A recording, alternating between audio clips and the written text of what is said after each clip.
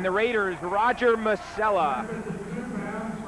At 152, we have Eric Kiesel of Brick Memorial. Pinelands, he'll go against Pinelands, Chris DeFrancia. At 160, from Central Regional, we have John Zaccaro. Brian Martin from the Mustangs of Brick Memorial. At 171, from Southern Regional, we have Brian Stout.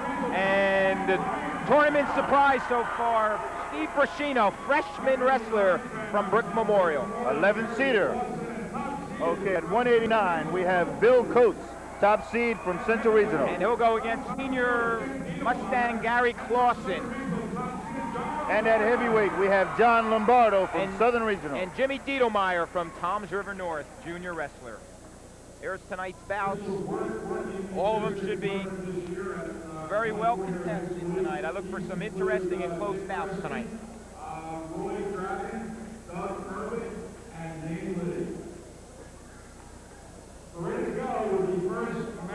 Okay, 103, Jeff. 103 pounds. Mark Murata, junior from Brick Memorial, comes in 24-4.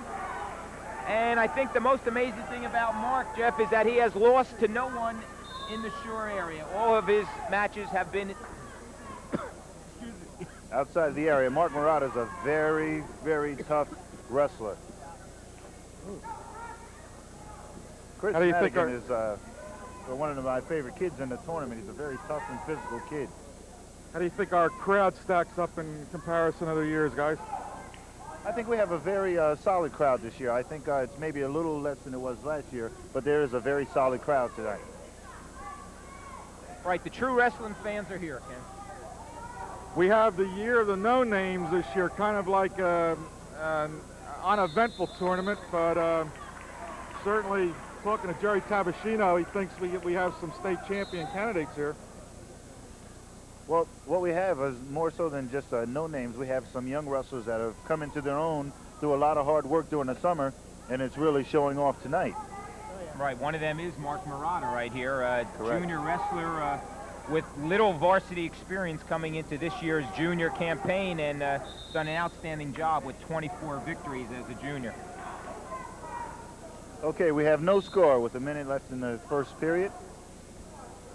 Let me just mention our director on the production tonight is Jeff Simons, and I know some of the crew here tonight, Mike Philbin, Tony Inteso on the cameras around the mats, and Mary Jen Beach is also working. I think Mary Jen's directing tonight in the truck, and Jeff's running the show.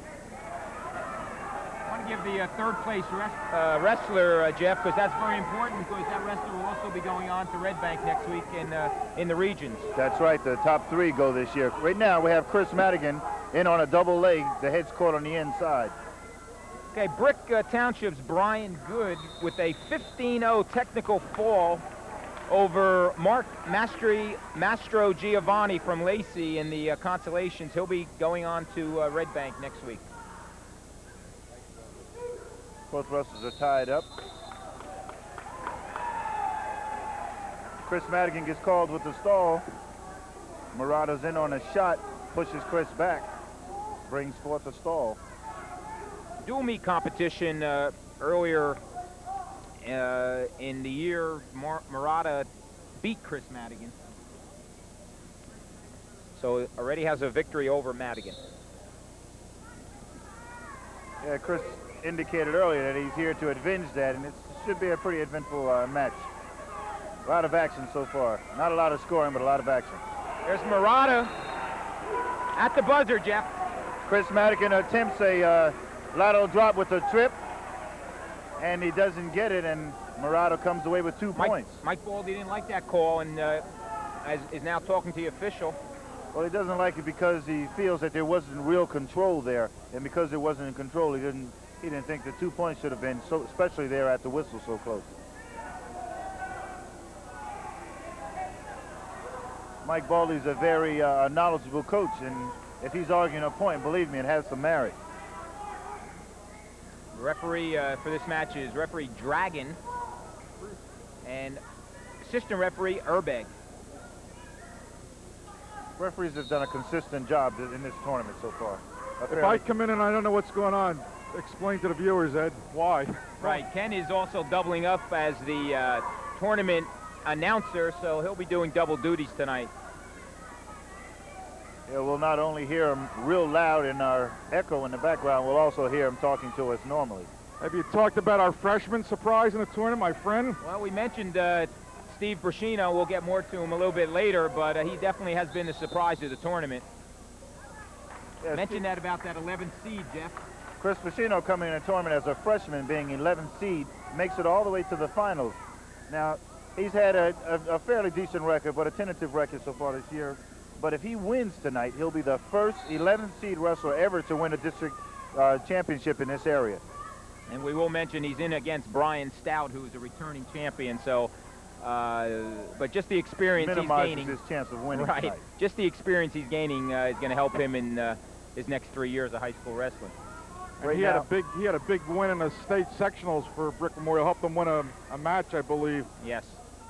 Right now, Mark Murata's in control of the ride over Chris Madigan. Mark Murata's ahead by 2 points at this point. 2 points came on a takedown.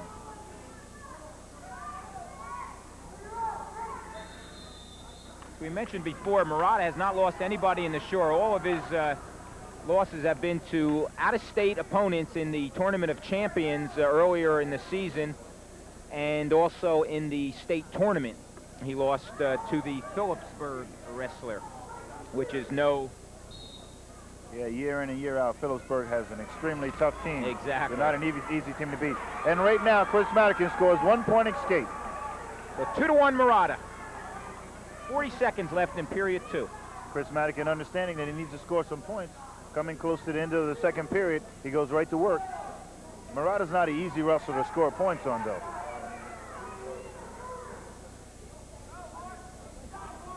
Murata is the last of the Murata brothers at Brick Memorial, and I know a lot of opposing coaches will be happy to hear that. You know, if Murata wins tonight, I think he'll be the third or fourth Murata to win. Excuse me. He'll be the third Murata to win. Third Murata to win a district title, right. 12 seconds. I want to mention something to Jeff in a moment. Madigan was in on a single leg there, but Murata broke it. That'll end period number 2 with Murata ahead 2-1. Jeff, you mentioned Phillipsburg. I don't know if you saw the score in their dual match with their rival across the river, Easton, Pennsylvania. No, I didn't happen to see that score. Phillipsburg, of course, been dominating in New Jersey, winning Group 3 and Group 4 state championships. Easton beat them 41-12. Which is a unheard of score when you're wrestling a team like Phillipsburg, but I'd imagine Easton is really tough this year. Okay, there's locking hands by Madigan. That'll cost them a point there. Jeff, would you believe that P-Burg has only beaten their arch rival 3 times in the last 20 matches? That's unreal. Easton now is a powerhouse year in, year out in Pennsylvania. They send a lot of really tough wrestlers to the colleges and around the country. I think it gives you an idea what the Lehigh Valley Wrestling League is like up there. Okay, with that technical violation there, Madigan, who's picking up back points here, Chris Jeff. Madigan picks up back points from pulling his opponent down. Murata down to his back. It's not really a pinning combination, but it is a position where he has an opportunity of scoring 3 points. Right, this will give him the lead right here at 4-3 as he picks up 3. He does get his 3 points.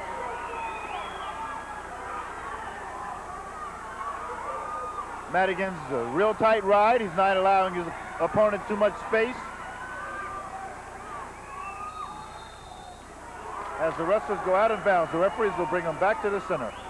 Ed, you have to say it's been rather a quiet tournament for the fans, but they're really alive tonight for ready for the finals. The fans will be alive for all the finals, that's for sure. It's all on the line right now, and although both boys are going to the regions, there's nothing like winning a district championship.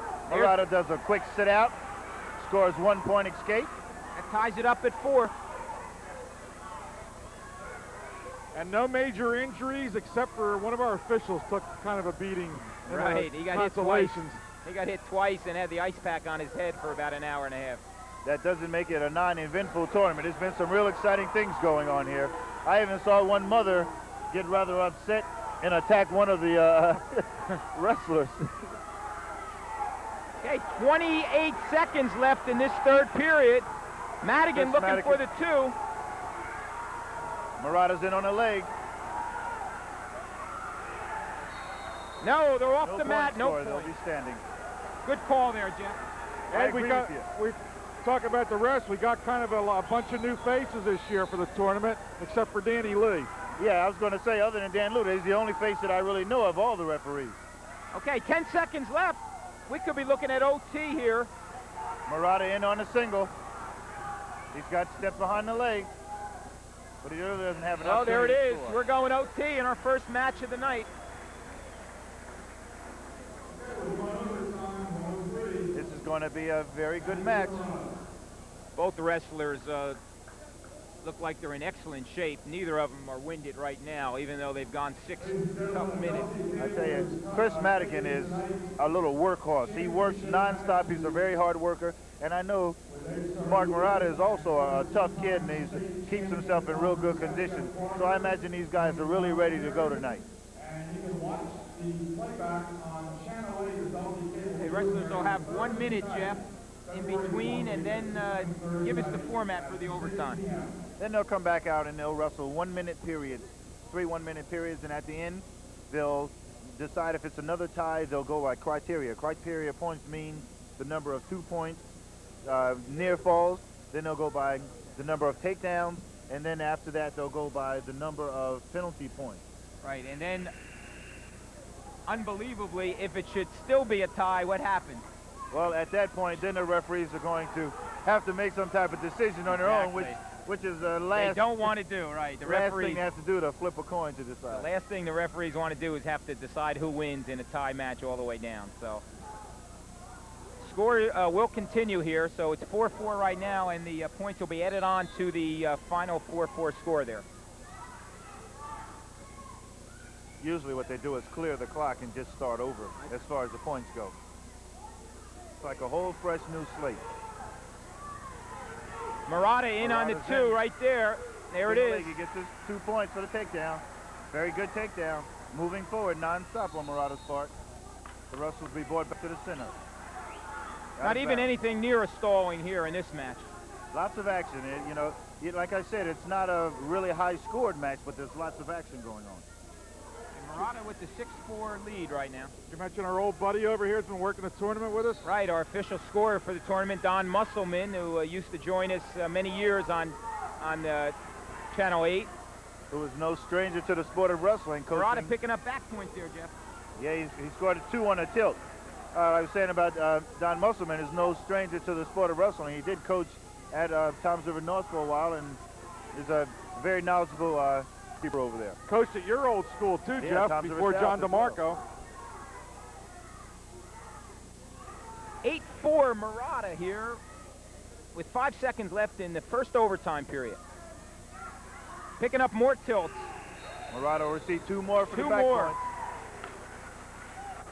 Using that tight waist tilt, kicking that back leg up and tilting them over. You're not going to get a pin out of that, but you'll get your back points, which is needed. Mike Baldi's had a couple of real good teams the last few years. There you see the Toms River North coaching corner, and that's the assistant to Mike Baldi. Chris Curtis. Chris Curtis is Mike's assistant in the corner with him. Excuse me. Mike Murata had decision he took down, which puts Chris Madigan on top. Right now the wrestlers are on their feet, with Chris Madigan having the advantage. By the way, on the pregame I was saying Southern Regional, our top wrestling school in the regular season in our Channel 8 viewing area, and of course I'm not omitting Brick Memorial, but Brick Memorial's not in the Channel 8 viewing area. As far as District 24, they were the top team on the regular season. Southern was the runner-up. Right, the Mustangs won the Class A South title, also won the Shore Conference Tournament, South Jersey Group 3, and took it all the way to the finals of Group 3 where they lost to Phillipsburg after beating Central Jersey champion Voorhees High School. And I noticed this year in the standings, guys, that every division champion in the conference, in the Shore Conference, went undefeated in the dual meets. Indeed they did. Little Point Pleasant Beach had quite a year. Point Pleasant Borough won their division. 20 seconds left to go in the match right now. Mark Murata's ahead. Chris Madigan's on top with the advantage. They go out of bounds and the referee brings them back to the center. Southern, of course, and Brick Memorial met in a dual meet season. It was a very close one, right, Ed? Brick Memorial Right, prevailed. 2 points, 6 right, Brick points, Memorial, maybe? yes.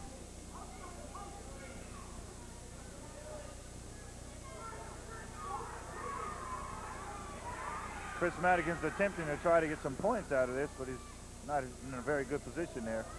That'll end period number 2 with Murata still in control, 10-4. Tony Inteso gets the hazardous duty pay this week. He's on the camera right on the mat itself. He's going to watch out over there. You're watching Adelphia Cable, match of the week. And Jeff, we haven't seen you since football season. Yes, I've been around to a lot of the schools when I was a kid. To know them a little bit, and yeah, I haven't disappeared much. I saw you in the corners Friday night working with some of the guys. A lot of the kids I know, all the different schools, I'm always rooting for them. With 40 seconds left to go, we have Mark Murata's ahead of Chris Madigan, the score of 10-4. Murata's controlled this overtime session, Jeff. Yes, he has. He scored 6 points, and he's scoring another 2 now on that same tight waist tilt. Murata looks like he's going to join his 2 brothers here, Jeff, with 20 seconds left in this match.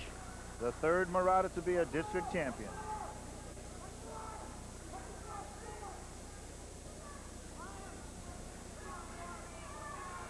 That will help the Mustangs here in their team scores. We'll try to get confirmation from Don Musselman as soon as possible as far as a victory for the Mustangs in the team championship. But with every match that they win, it closes out Pinelands and Toms River North. At this point, once I said before, Mark Murata wins the match, score of 10-4. But as I indicated before, at this point especially, Brick Memorial would have to lose every other match, and the other teams at this point now would have to almost pin their way out in order for them to win. Yep. Pinelands would really have to pin out. Okay. 112 now. Rob Nucci from Toms River North, junior wrestler, comes in 18-6. And Steve Taylor from Toms River East, top seeded senior at 17-2.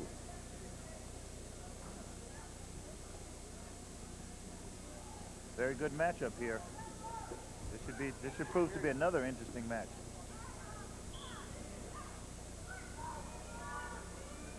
Big rivalry here, the Raiders from East and the Mariners from Toms River. Their last meeting, Strucki won. Nope, Taylor and Nucci, sorry. Yeah, Taylor and Nucci won. I know both Strucki and Nucci, and I always get those two mixed up. I mean, it looks so much alike. Strucki will be out in our 119-pound weight class.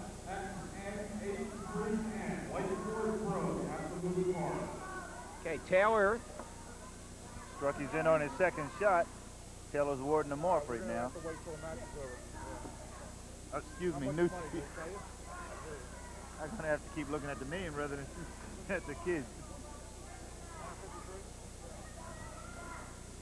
I can hear Miss Nucci now being upset with me. Still no score here. 1 minute to go in period number 1. Coming up next. I'll do it before the awards. Taylor takes the last shot as the wrestlers go out of bounds. Okay, Nucci seems to be injured here, Jeff. Did you see what happened? Yeah, he's been having some trouble with that left knee of his, and I think he jammed a little bit as they were going out of bounds. Yeah, he's got that small knee brace on it. Taylor's last shot might have stiffened it a little bit. See Dave Salt going over, along with Mike Baldi and Chris Curtis.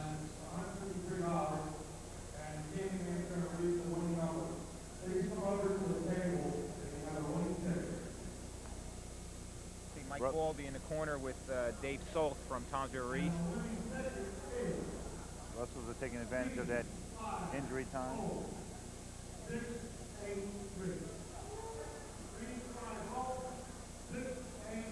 Okay, the injury time stops after about 30 seconds, and the wrestlers resume. 2-minute injury time, right, Jeff? Right. Total for the match. Rob Nucci's in on a shot once again. Guys, I got bad news. We didn't win the 50-50. I was counting on that, too. I was holding on to my tickets. I didn't throw them away, but I saw the gentleman up there in the top of the stand saying that he'd pick it up later. Nucci in again.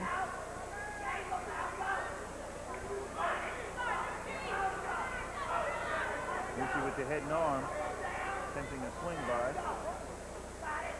So he's pulling it into his chest, which makes it really hard for him to swing it by. Coming up after this match, we'll have the first awards presentations, and that'll be done Bruce Mulford, the director of the tournament, will present the medals. Okay, as we conclude period number 1 here in 5 seconds, I'll give you the third place finisher tonight. Pinelands Regional 11th grader Kevin English with a 9-1 victory over Memorial's Joe Morrow takes the consolation match. And at the end of the first period, we have a 0-0 score. Rob Nucci's choice, he takes the bottom. For our new fans, review the procedure there as far as the flip and the choices. Well, the wrestlers, as you'll notice, will have a green and a red anklet on, and the referee will flip a coin with a green and red side on either side, and then they'll give the advantage to the person of the color that comes on top of the coin, which he has the choice of choosing neutral, which is standing, takes the bottom, or he can take the top position and the right on from the mat. And then in the third period, the opposite wrestler will have the choice, right? Correct. Without even flipping, it just automatically goes to the other wrestler. Jeff, I got a question for you. I always said probably the hardest thing in high school sports is to win a state championship in wrestling. To do it 2 years in a row like you did is even tougher. Which was the harder one, winning the first one or coming back and everybody shooting for you winning the second one? To tell you the truth, Ken, it's real difficult winning a state championship, period. So I was fortunate enough to win 2, but I think maybe the second time around because everyone's expecting you to win it. You know, the first time, no one's expecting you really to win it. You know, if you do, you did good. The second time, after being a state champion, everyone's expecting you to be it the second time. Of course, we have 2 wrestlers from the shore that will be shooting for that distinction, Jamal Kitchen and Robbie Johnson from Jackson. Both on the same team. We do have a point scored at this point. Right, Nucci escaped there, so he's leading 1-0. Right now, Nucci's in on a single leg. A good chance of getting 2. He scores 2. A little quick, but he did get the 2 points. Got the head in the side, trying to turn him. Now he has a cradle.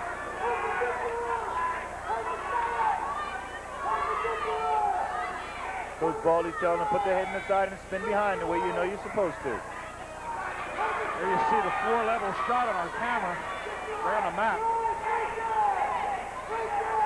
Taylor trying to shake that cradle.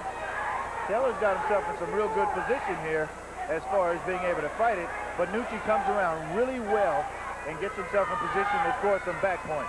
And he's going to get at least 2 out of this, although Taylor is coming out of it. So we look like we have 2 back points and a possibility of, well, 5 seconds. Got that leg, though, underneath Nucci, and I think that's going to prevent the 2. That prevents 2, but that will be 2 back points for Nucci. I don't know if he gave it to him, though. No, he did not give him any back points. He didn't give him any back points. I guess they were faced away from us, and shoulders must have been vertical. My freshman high school coach over here, George Schrader, says no back points, so I guess that's none. There's Warren Reed, the head coach of the Raiders.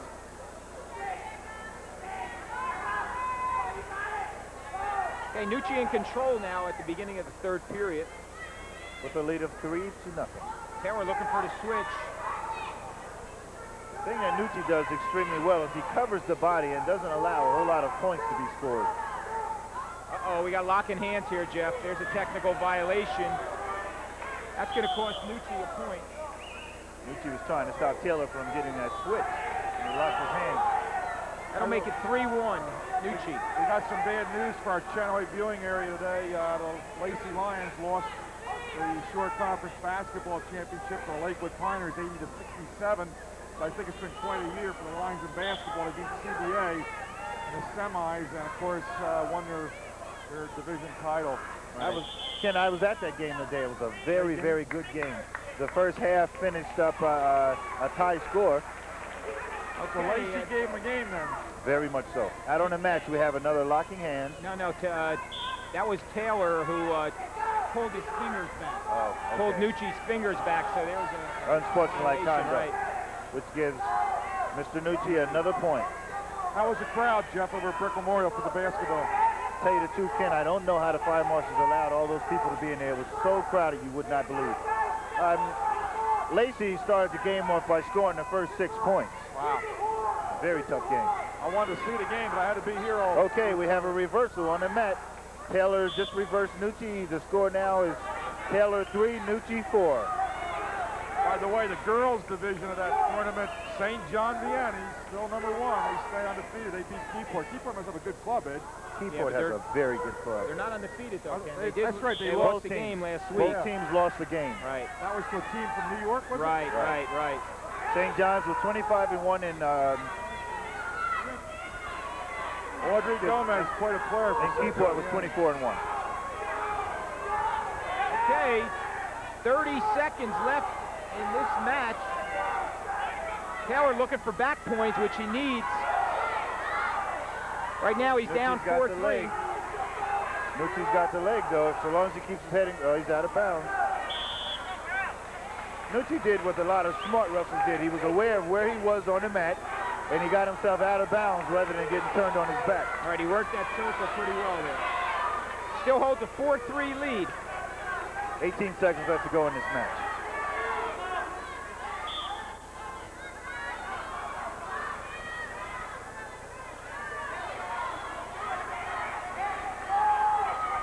Guys, I can hear my director. We're going to take a break after this match. We will break after this match, and then we'll go to the awards. Okay, we're looking at 3 seconds left here, Jeff. 4-3 Nucci. 4-3 to go. If Nucci wrestles smart and don't allow himself to get turned, as he's not done so far in the match, he should come away a winner. We will hold the awards off until after our break. A caution on top for Taylor. Yes, caution on Taylor for a fast start. Another one of those, and it'll be a point awarded to Nucci. Okay, we're going to take a break right here as Nucci wins it 4-3, and we'll be right back.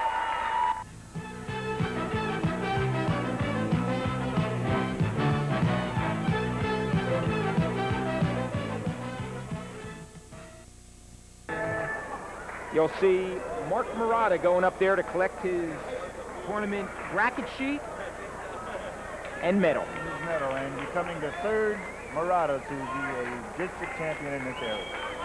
And only a junior who'll be back next year. Matter of fact, all 3 wrestlers will be back next year. All 3 juniors up there.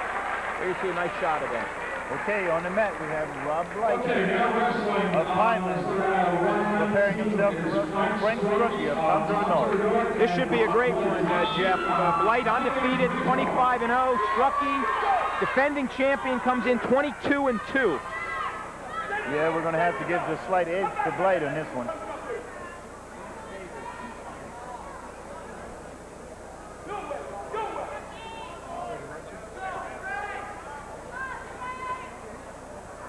Our winner 50-50 was Mr. Frank Kiesel, Highlands Regional Territory. Congratulations. Okay, Blight has had a relatively easy time getting into the finals tonight. He pinned Danny Klunk from Tom's River East in 1:56, and then in the semis pinned Scott Rosenfeld from Brick Memorial in 3:15. Excuse me. Strucki, meanwhile, Jeff, had a difficult time in the semis against Justin Dinicola from Lacey. Beat him 7-4 in a real hotly contested match. You know, Frank Strucki's a workhorse type of individual. He works real hard to win his matches. Not to, you know, overly talented wrestler, but he, you know, through his hard work and what talent he has, he wins a lot of matches. He's had some injury problems in the past, right, Jeff? Yes, he has. He has had some injuries. His hands and wrists have bothered him, but he's fought through those injuries, and he's here tonight in the finals against a very tough opponent. And we have a stalling warning against Bob Blight. We mentioned Justin Dinicola. He took 3rd place over Scott Rosenfeld by an 11-7 score. So Justin will be going to the regions. Those of you at home, when you see the referee hold up his fist and he points at that armband, he's indicating that one of the wrestlers isn't wrestling to his liking, which is a stalling, and he's indicating it by that fist and pointing at the handband. He'll get one warning there, and then the second time, Jeff, what happens? He gets a point against him. That'll be a referee stalemate, which simply means that the wrestlers aren't advancing for either a takedown or a back point. He stops them and starts them over again.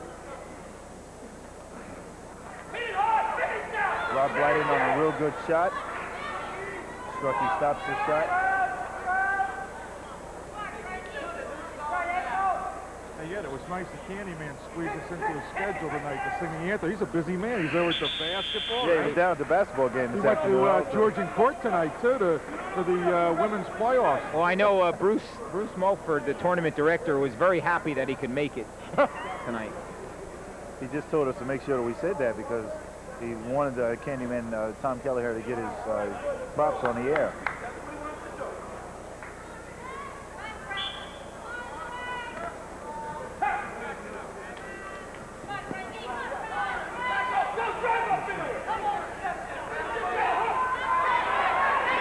Strucki's in on his ankle pick, but Rob Blight gets away.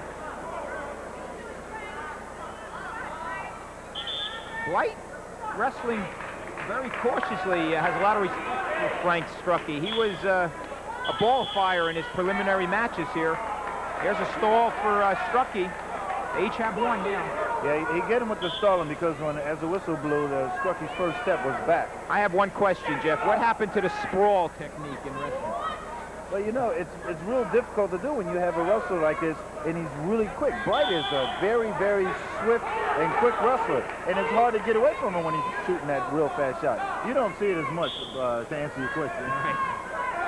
Guys talking about a nice job. Bill Savage at Pinelands has done a nice job. He took over a successful program, coaches a lot different style than his predecessor, but yet has not only continued the success in Class C, but has made a great showing up here in the districts. Yes, the Pineland wrestlers are all very competitive with the so-called bigger schools of Palms River and Central and so on. You know what else is good about Bill Savage? He's very a Yankee vocal. fan. Yes, he is. He's very vocal. Big You'll hear Yankee him fan. screaming in the corner. Looks like Strucki with a bloody nose there, Yeah, Jeff. he's got a bloody nose. They're going to take him to the side with that'll be a referee's time. That won't be the regular timeout. With a bloody nose or some part of your body bleeding, it's an unlimited amount of time that the rest of the guys can take on the side. We are in living color, folks. Okay, there you see a picture of Blight and Coach Savage. And there you see Strucki being worked on by Mike Baldi and Chris Curtis. Strucki won it all last year, and Yes, this he did. year he came in with second seeded, right? Right, to Blight, who's undefeated. Blight's a little powerhouse. Yes, got he a hell is. of a build on him. He's stuffing the cotton in his nose, and should be ready to go. That could work, against your breathing there as they stick that cotton up your nose there. Difficult to do. There's very few people in the area that are good cut men, as I call them. But some of us can stop that bleeding pretty well so that the wrestlers can finish. Did you mention some of the who's who here tonight, guys? John Nemitz, the man who started the wrestling program at Toms River North after coaching at South. We got tonight.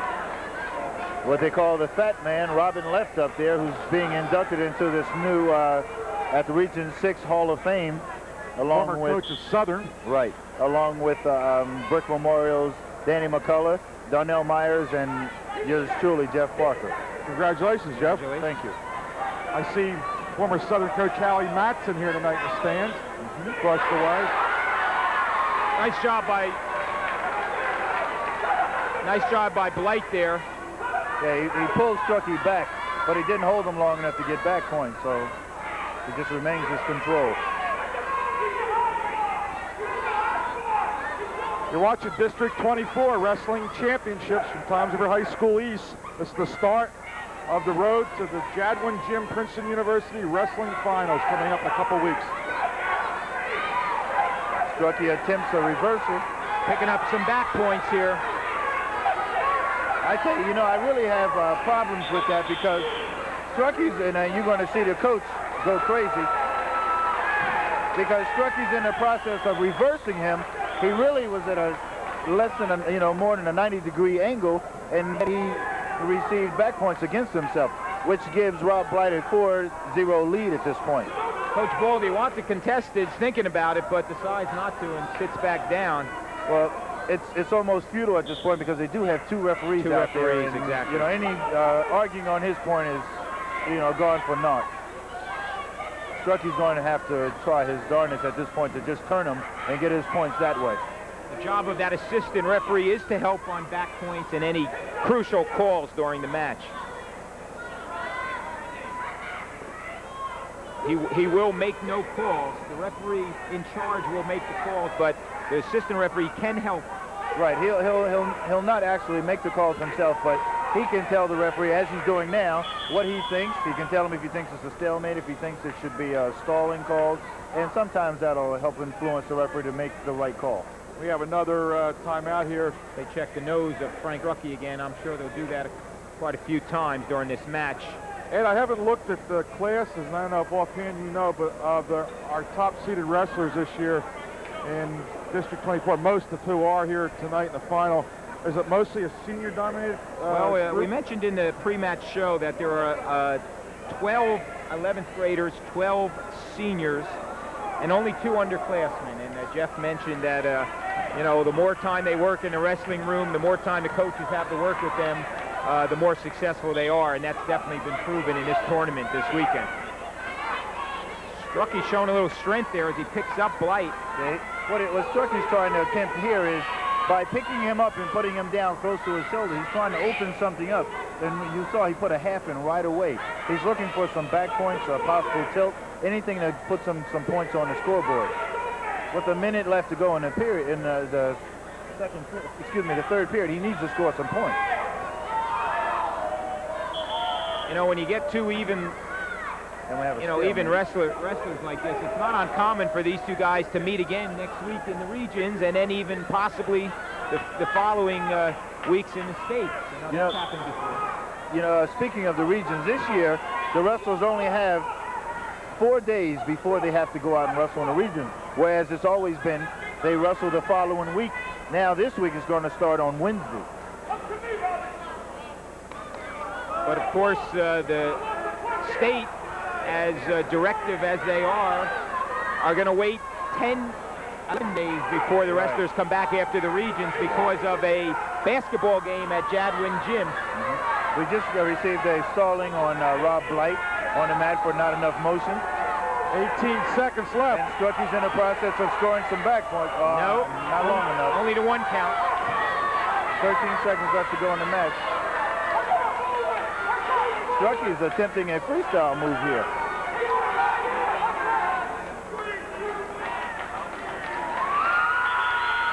And Rob Blight comes away a winner. 4-1, Jeff. Very good tactical match on Rob Blight's part. As I mentioned, I wouldn't be surprised if we see these two again in next week's final of the regions up at Red Bank. Frank Strucki gave Rob Blight quite a battle there. 112-pound winners now, Jeff. Third place finisher at 112 was for finalists Kevin English. Okay, you see Chris Curtis working on Frank Strucki's bloody nose that he got early in the match there. I'm sure it hampered him a little bit. Is Consummate Sweater Steve Taylor. Okay, if we jump to the award ceremony, there you see Rob Nucci. Rob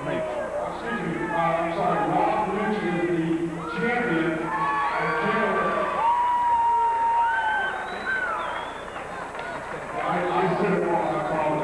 Okay, Ken had a little trouble there. Rob Nucci is our winner.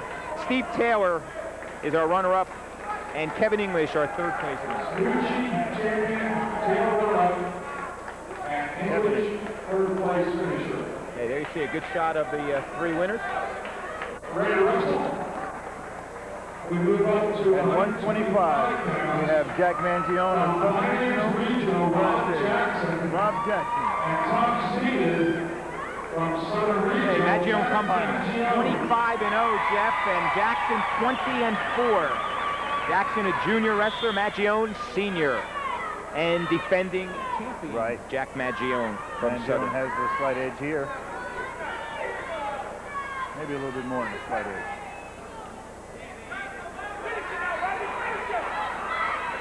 Okay, Maggion with a 17-3 major decision over Danny Choice from Toms River East after he pinned Joe Prebish from Lakewood. Maggion looking for the 2 here, but Jackson fights it off. No control. Trying to get the hip up. I don't know if you could hear Coach Savage. And no control there. Nice job by Jackson. Referee's right on top of the action. He said no control.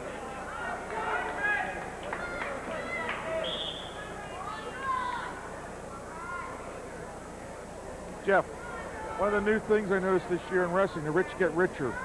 Your old buddy John DeMarco is coaching with Brick Memorial now. Well, what happens, I don't know about the rich get richer, but when you have a coach like John DeMarco, he has a tendency, as others do, to migrate where the wrestlers are wrestling tough and willing to put forth a lot of effort.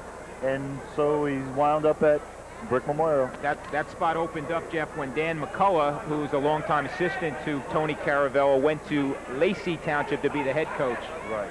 And I know John has had an outstanding year there. Was very happy up there. I see him up there every day, and just did an outstanding job with some of the wrestlers up there. And besides that, he and Tony Caravello, 2 breakdown boys, they complement each other's styles rather well, so they're 2 good coaches in the wrestling room. And then you got the hammer, Dennis DeAndrea, Dennis DeAndrea, to keep them both in step, right?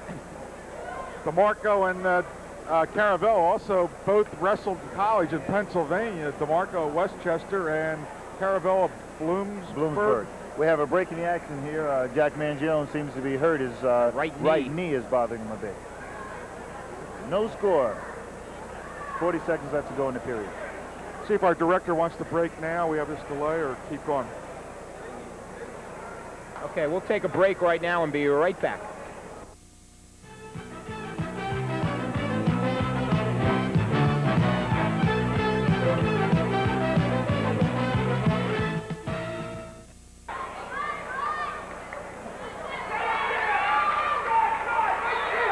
Still no control as of yet.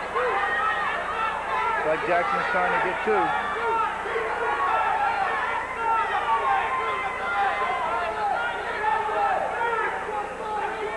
Maggion, one of those wrestlers that we talked about in the pre-match show, who led the Southern Rams to a very successful season. He gives Maggion 2 points. Maggion attempts a back point tilt there, and Maggion comes up with the 2 points with a split spread eagle there.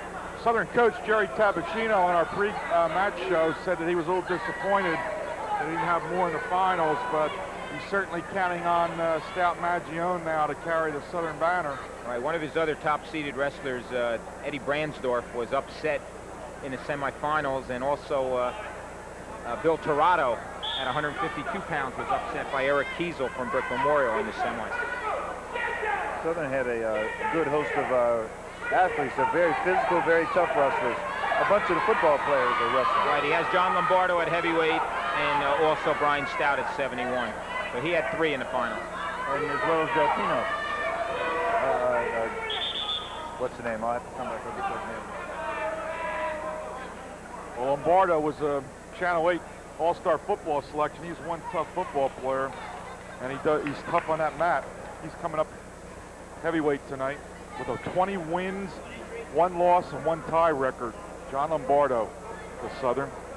We have a equipment problem with the headgear, a little delay. 1:38 left in period 2 with Maggion in with a 2-0 lead over Rob Jackson from Pinelands. Freestyle position by Maggion, so he'll give away a point to Robbie Jackson. That'll make it 2-1 Maggion. Maggion very confident on his feet.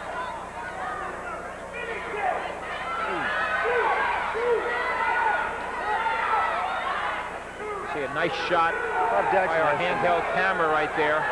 And he gives him 2. Jackson picks up the 2 there. No, that's Maggion. And then 1. No, he gave it to Maggion, yes, 2, and then Jackson to 1. I just don't see it. Jackson's doing a lot of really good work with countering these shots.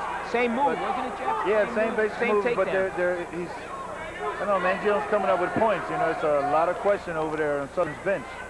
Really upset. As well as Coach Savage over here for Pinelands, not too happy with those takedown calls. A minute and 2 left to go in the period. Have Maggion with the score of 4 over Rob Jackson, having 2. Right, wrestling the edge of the mat here. They go off the mat. We used to look forward to going on with the regionals next week, but I think most of the viewers are aware they redistrict last year, moved our regionals up out of the area to Red Bank Regional. Our kids will be going on now to Red Bank, where they will wrestle Wednesday evening, the 3rd place finishers, and then the rest of the gang wrestle. And Maggion's going to have some back points here. Nice step over by Maggion. It was a double step over. Jackson stepped over him and he re-stepped. Trying to put him away right here. 25 seconds on the clock. Plenty of time left in this period. There it is. 3 minutes and 41 seconds. Jack Maggion gives us our first pin.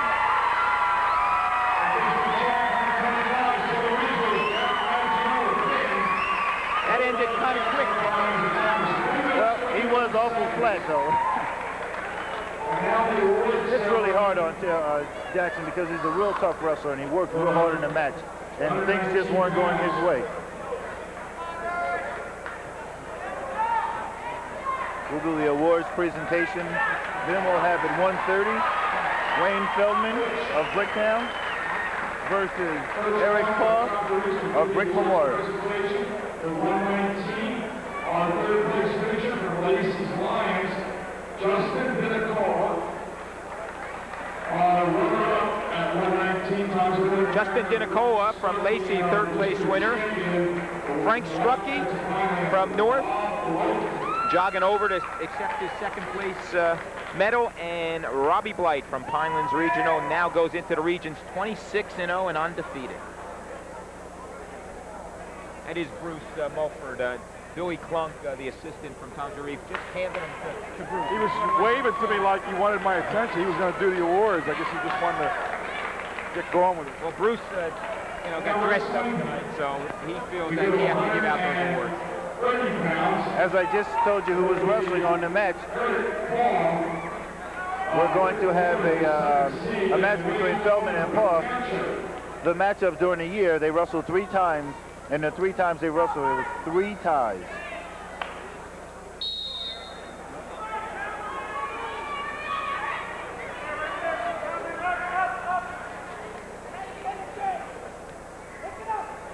That's not right. There weren't 3 ties. There were, I think they're 1 duel, 1 tie. Okay. 13, no, it was 1. Right, 13. Okay, Eric Paul here, looking for the 2. There it is. Paul comes in 21-7 and 1 draw for the Mustangs, and Feldman's team 2-1. Did he give him an escape there? They gave him an escape. He got a reversal, but they were so close to the edge of the mat that he didn't give him 2. Just gave him the 1 for the escape. And right away, it's in on the leg. Eric Paul has had an outstanding wrestling season. Here's Coach Blair, Don Blair for the Brick Dragons, head coach. Done a nice job with the Dragon. And Feldman comes away with 2. Don Blair, former wrestler for Brick Township High School, coaching his alma mater. I have a feeling there'll be a lot of points for in this match. Eric Paul, in the last couple of weeks, has been in the teens just about every match he's wrestled. Beat a kid from Overbrook, Jeff, Clem Coleman, who was 23-0 going into his match. Beat him 13-12 in the South Jersey semifinals, Group 3 semifinals. A correction, by the way, they only wrestled once in a year, and it was a tie score. There's 2 reversal for Paul. Paul scores another 2. 4-3, Eric Paul. I felt guilty tonight coming back from dinner tonight after the semifinals that we saw Coach Baldi out doing his jogging, right? working out. I know you wanted to join him, Ken, but Yeah, you right. decided to go out to eat instead. Coach Baldi's always running. He runs every day. Takes a break during school to run. He was a great runner in high school, wasn't he? He still is. He's still good. He ran the New York Marathon last year. I know that. That's quite a feat. Paul in control here with 20 seconds left in period number 1.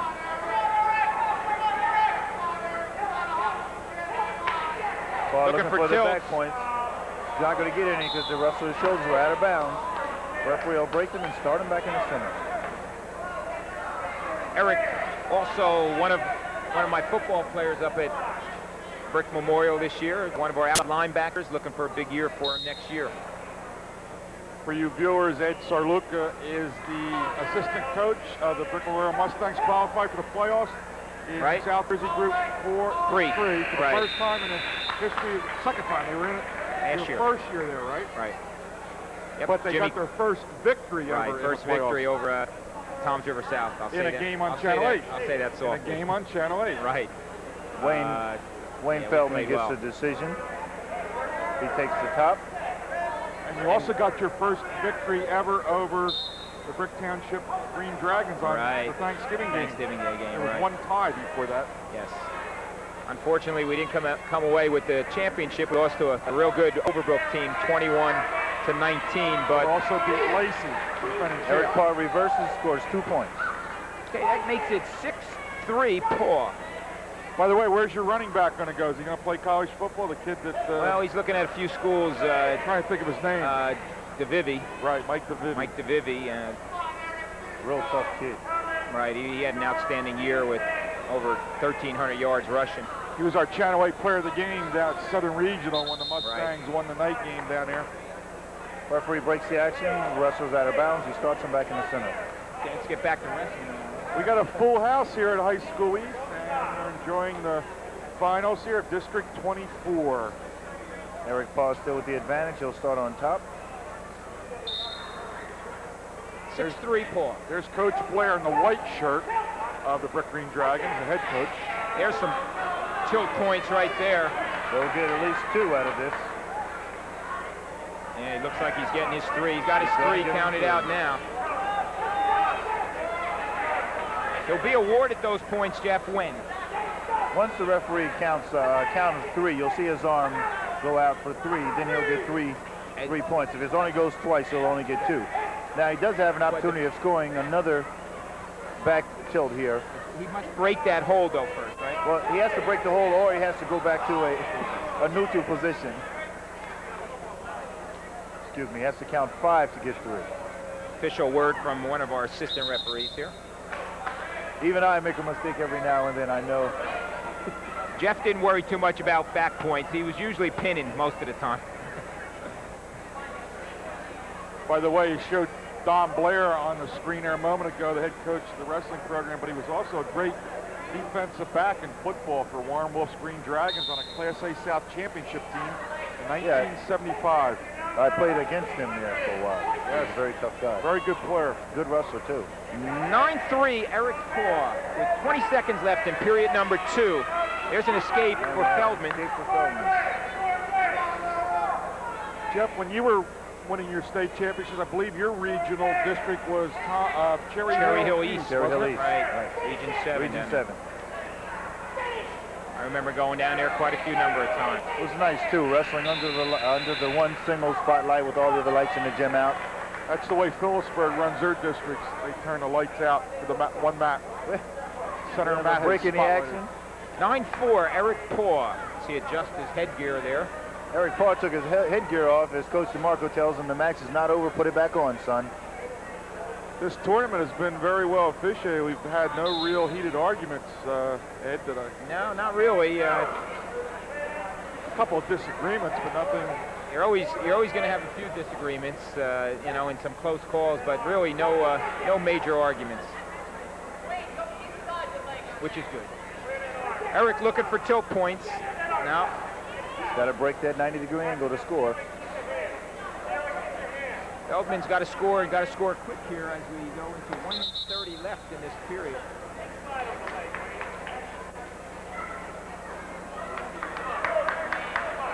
Eddie Braunsdorf from Southern Regional, the top-seeded wrestler here, took third place with an 18-12 decision over Scott Krimple from Toms River South. So Braunsdorf is the consolation winner.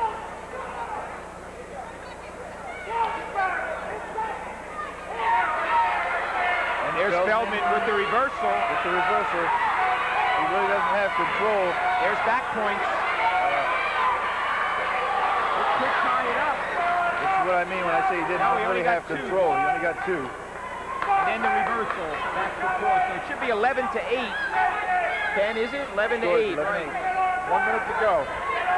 Looking for tilt points again, Eric. Right back with the tilt points here. In a little trouble here. Yes, he is. And Feldman once again reverses him. That'll make it 11-10 with 45 seconds left in this third period. With the score of 11-10. Feldman coming back strong. That's a cradle, Jeff? That's a cradle. Feldman has Parr in the cradle. Parr goes over. He's going to be down. Right now he's ahead by 1 point. 25 seconds. Feldman looking for some back points as he puts the cradle on pretty tight. Parr trying to get off the mat and does so successfully. Parr crawls off the mat and gets away with 1 because he could have gotten called with a flagrant crawling off the mat, which is a point against him. 11-10 Parr with 21 seconds left to go in the match.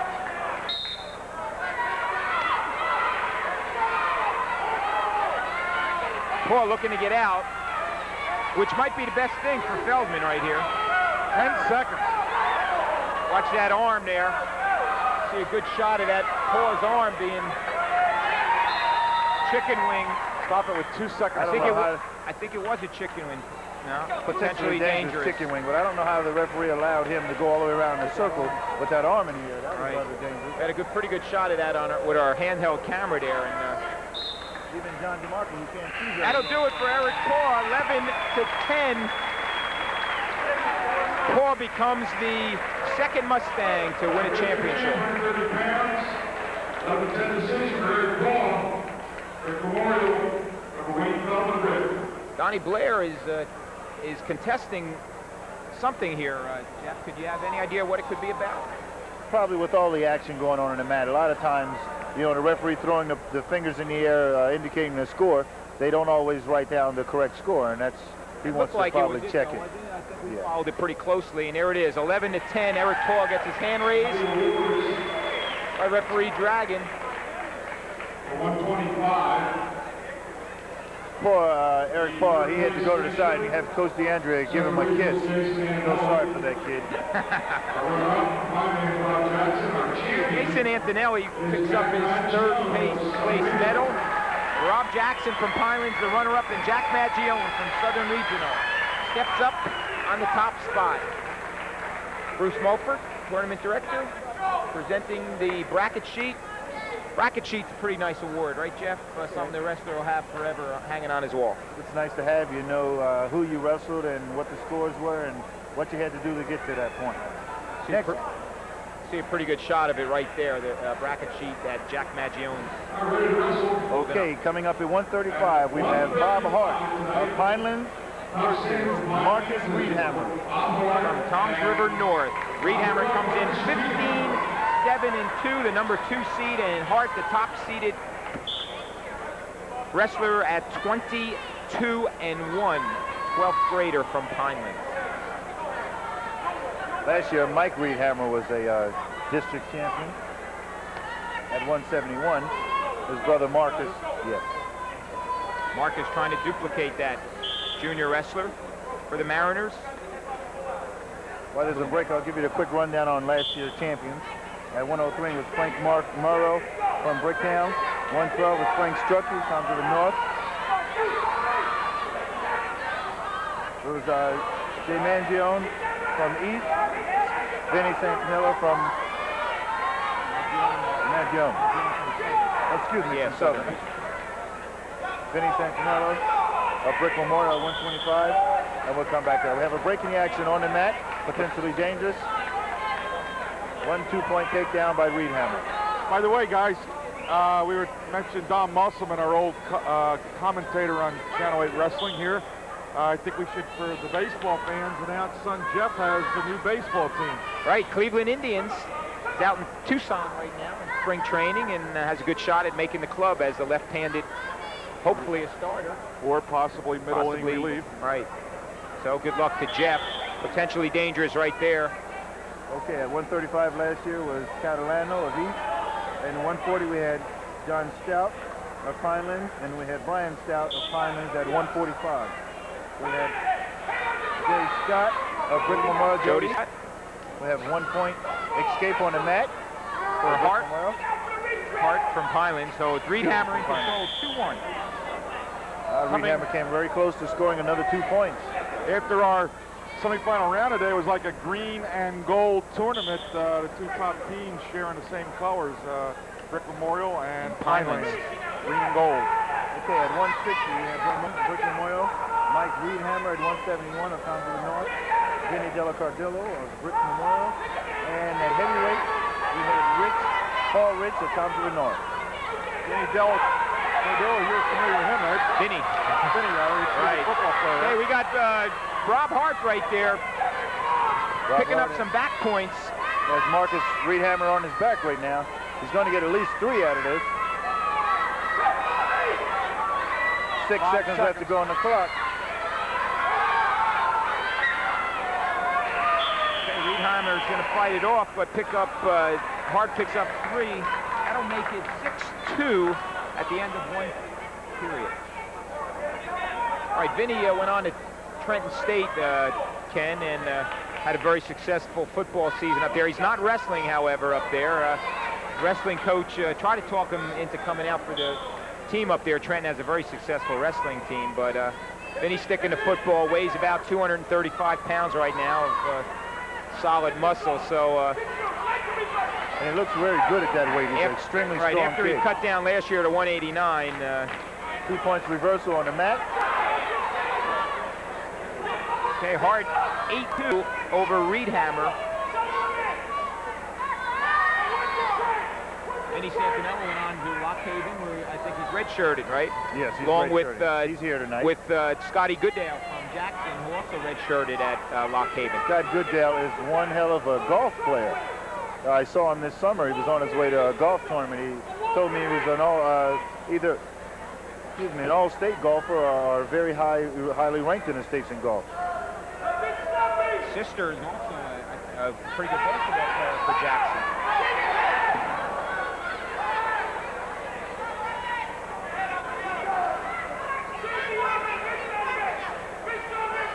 We're in the 6th match of the night. We have 13 altogether in the finals here, and hope you're enjoying it. Adelphia Cable Channel 8, Toms River.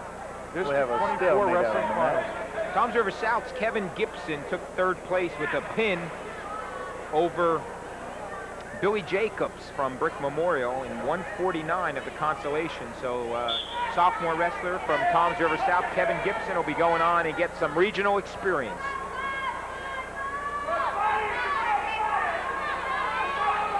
Hart.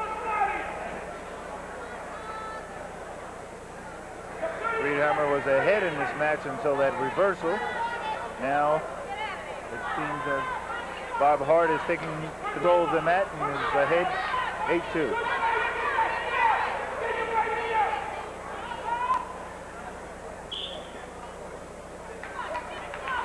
The updated team scores right now, Jeff. Memorial out in front, 103 over Pinelands, who has 78. So it's going to be pretty difficult for Pinelands now to catch a Mustang. Toms River North is sitting in 3rd place with 74 points, and Southern at 71 in 4th place. Those are the top 4 teams.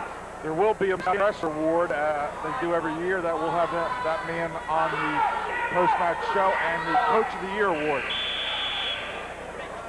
And the end of the 2nd period. Score of 8-2, Rob Hart's favor. Red's choice. Not going to make any Reidhammer takes the top. predictions, Ken, but I have to believe that Coach Tavashino is going to get a lot of votes for that Coach of the Year.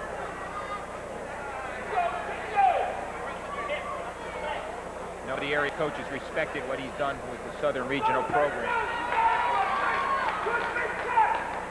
with his new addition, Mr. Stout. It doesn't hurt. Yeah, Bryon Stout was a welcomed addition to the Rams down there, that's for sure. There's a reversal. 2-point reversal. 10-2. 10-2. I made sure I mentioned that on the pre-match show, how he liked getting a transfer like that come into his program. Well, it happens every now and then where, you know, somebody walks in like that. And there's Mike Baldi in the corner for Toms River North. Mike coached under John Nemitz, wrestled under him, and then coached under him, and then succeeded John when he retired. Mike's been to the, of course, last year won the South Jersey Group 4 title, and this year went to the semis. If you joined us late, I'm Ken Turp, and you're listening to Ed Sarluca, providing the commentary along with Jeff Parker, who won 2 state championships at High School South and went on to wrestle for Louisiana State University.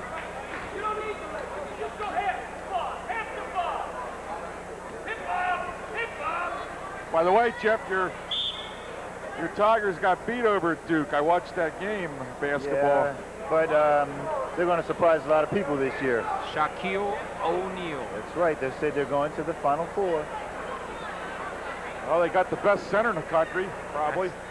You know, speaking about Shaquille O'Neal, I think he's going to be on that Olympic team this coming Olympics. Right, 92 Olympics. It's going to be interesting this year with that year with the pros coming in and a pro coach. We have stalling on the bottom. Reidhammer. 10-2 control here with 15 seconds left. Come this Wildcat to win a district title this year. Go with Robbie Blight. 10-2 victory for Rob Hart. Pretty good match by Hart, Jeff, huh? Yeah, he did. Wrestled really well.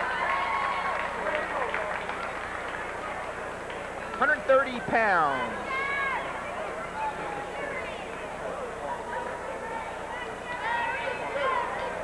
Champion was Bob Hart, 135 pounds from Highlands. 10-2 is the score. 10-2 victory for Hart. Over Marcus Reidhammer. We're going to do the awards now for 130 pounds. Our third place finisher from Southern, Ed Braunsdorf. Right up for Bricker's Braunsdorf, and our district champ. Southern Regional. Is from Memorial Paul. Wayne Feldman from Brick.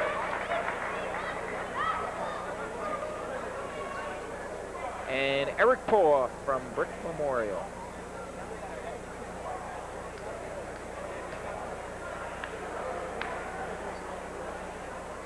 Here you see a picture of Eric stepping up and receiving his award from Mr. Mulford. Eddie Braunsdorf, third place winner, and Wayne Feldman from Bricktown. Eric Poa, junior wrestler, be back next year to defend his title. Okay, coming up at 140, we have Jerry Fiegel of Pinelands versus Aaron Spector, senior of Toms River South. Fiegel coming in, junior wrestler from the Wildcats at 22-3. Top seeded, as Ken said, and Aaron Spector, number 2 seed from Toms River South, 13-3-2, senior wrestler. In on a single leg, Fiegel. Got to break him down. Spector doing a nice job of countering. Spector's in position here. He's going to get 2. And he scores 2 points takedown.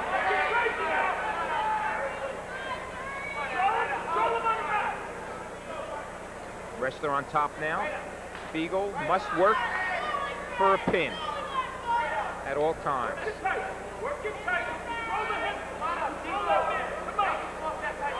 Probably see Coach Savage in the background there. I know you could hear him. Now you can see him. Chris Johnson, the coach of the Indians, wrestled for John DeMarco. He wrestled on the same team with Jeff Parker, I believe. Yes, he did. He was my teammate. He wrestled a weight class right above myself. He succeeded John DeMarco as the coach of the Toms River South Indians. There's Johnson on the left and a former Raider coach. Brent Davis on the right. Brent Davis helping out at Toms River South now, was a longtime assistant to Warren Reed here at East. I think Chris won a district championship, didn't he? Yes, he did. A districts, and he finished second in a regional. Done a nice job with the South program. They made a nice little comeback this year. Got themselves a lot of wins. They got a young team, but they have a team that's going to prove to be something to respect in the upcoming years. Third place consolation winner was Brian Fisher from Brick Memorial. 15-4 victory over Joe Leonard from Central Regional.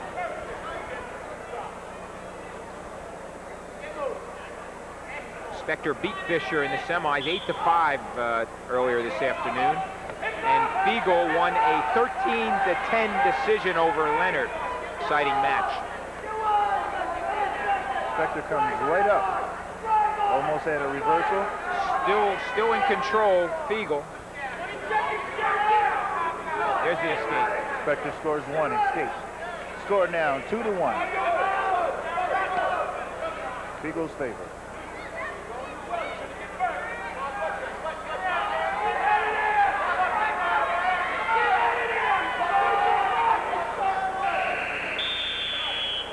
End of one. End of first period. Score 2-1. Jerry Fiegel's favor. Red defers the choice. Choice goes to green, which is Jerry Fiegel. Fiegel takes the bottom. The Russells have a choice once the coin's flipped. If it comes up their color, they can defer the choice to take it at a later time, which is what Spector did. Caution on the bottom. They had a quick movement on the bottom on Spector, on Fiegel. Well, there's at least one person's happy in the stands tonight with this Jerry Fiegel's dad, right? He won the 50-50 raffle for the final round. Yeah, I think he'd rather see his son win the match than Did get he that. trade in that $150? I do believe he did. Well, he's got a 2-1 lead right here now. He wouldn't even let me buy a ticket.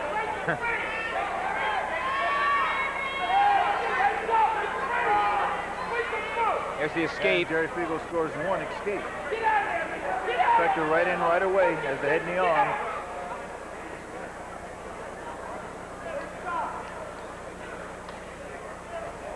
Fiegel shooting a misdirection shot. He has the head and he shoots across the body for the ankle. Once again he tries it.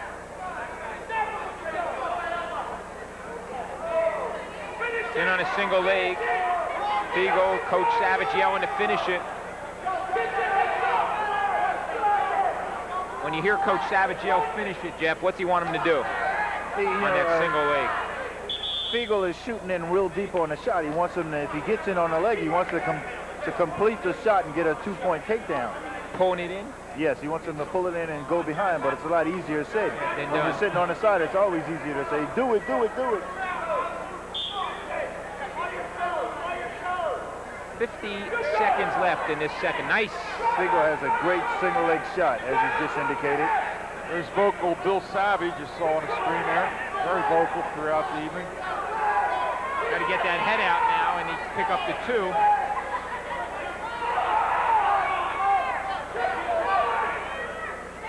No takedown, no takedown.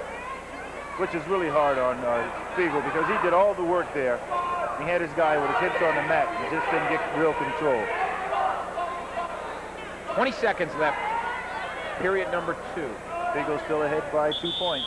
Scored 3-1. Stalemate. Stalemate. Referee feels not enough motion going on. He'll bring him back to the center and start him over.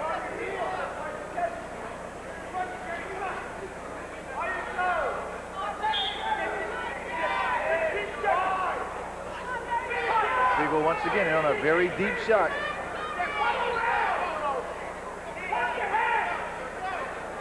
Been in on that single many times, but he just can't seem to follow it up. Going to a double. Well, he's got his head out. I was just getting ready to say, no takedown. Spector's trapping his head, and that time he got his head out. Fiegel got his head out, but not in enough time to score the points. The buzzer saved Spector. Okay, Spector, who deferred the choice in the second period, now has choice and chooses the down position. 3-1 Fiegel. He has the reason he chose down because he hasn't gotten a takedown yet, and he's decided that from the bottom he has a chance of escaping and scoring a point. For a switch. Which he does. He scores one.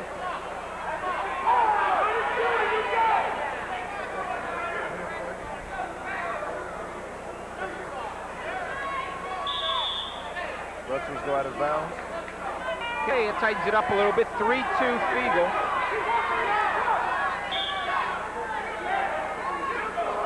Spector needs to get down in a real good stance at this point because Fiegel's, there he goes again. He gets in so deep on that single leg. And Spector ties the head up again.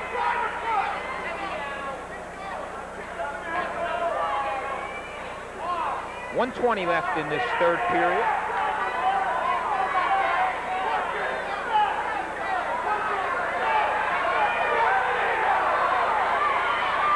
Spector.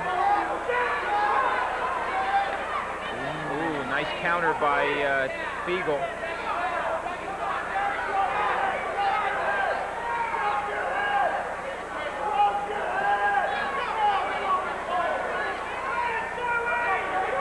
A lot of movement there, no points. A lot of hard work. Looks like a stall red. Spector. Which is real difficult because Jerry Fiegel has such a good shot that it's almost impossible to, stop it. At least it is right now for Spector. Stop it by sprawling back those legs, and that's what he hit him for sprawling with. And there it is, he got that leg again. Well, the way you stop that is by you shooting or using your hands to defense him off, not by not coming in contact with him. When you're not in contact, you just make it easier for him to shoot. This looks like a stalemate here. Yes, it is. Let's see if our director wants us to keep it here after this match or keep going.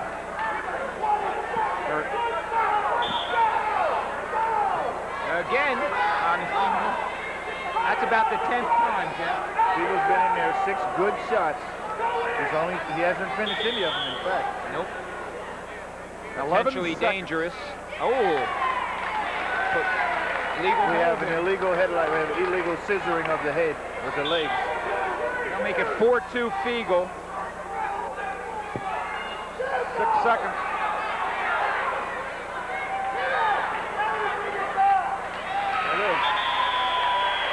Third winner for the Wildcats, 4-2, Jerry Fiegel. Our winner by 40 pounds, according to decision. Highlights back to Jerry Fiegel over Aaron Spector. You got to give it to Fiegel there because he did shoot in, like you said, 6 or 7 times on that single leg. Although he never finished it, it was enough to get him to 4-2 decision. I was going to say, if you go by what he should have had by those deep shots, this would have been a completely different thing here. Runner-up is the top of the North Marcus Reidhammer. Okay, 135-pound winners. Kevin Gibson from Toms River South, Marcus Reidhammer from Toms River North, and Bob Hart from Pinelands, as you see him step up. Mr. Mulford, the medals, and the bracket.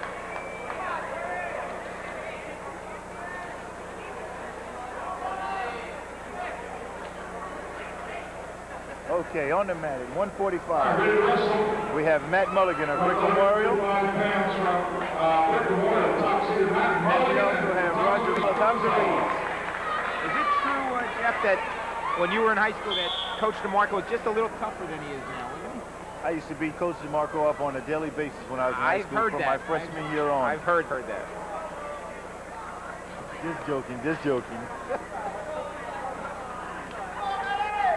Okay, 145 pounds, Jeff. Matt Mulligan from Brick Memorial, 12th grader, 21-6 from Toms River East. Roger Mazzelli with a record of 26-4-0. I was just joking about beating Don DeMarco like that.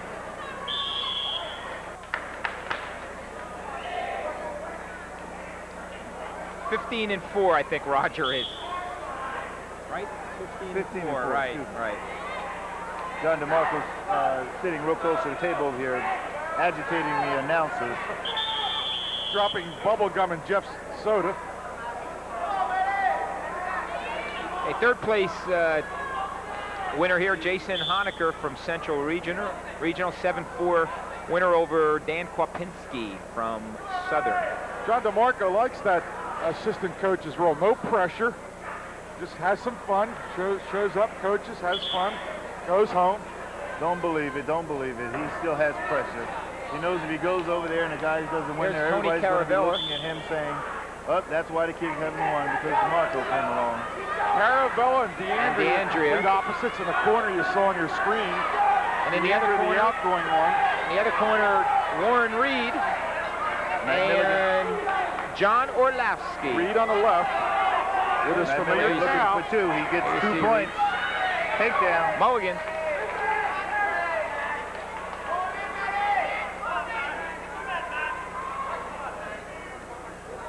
Goes right away for the half, looking for the back points. I don't know what Warren would do without that towel.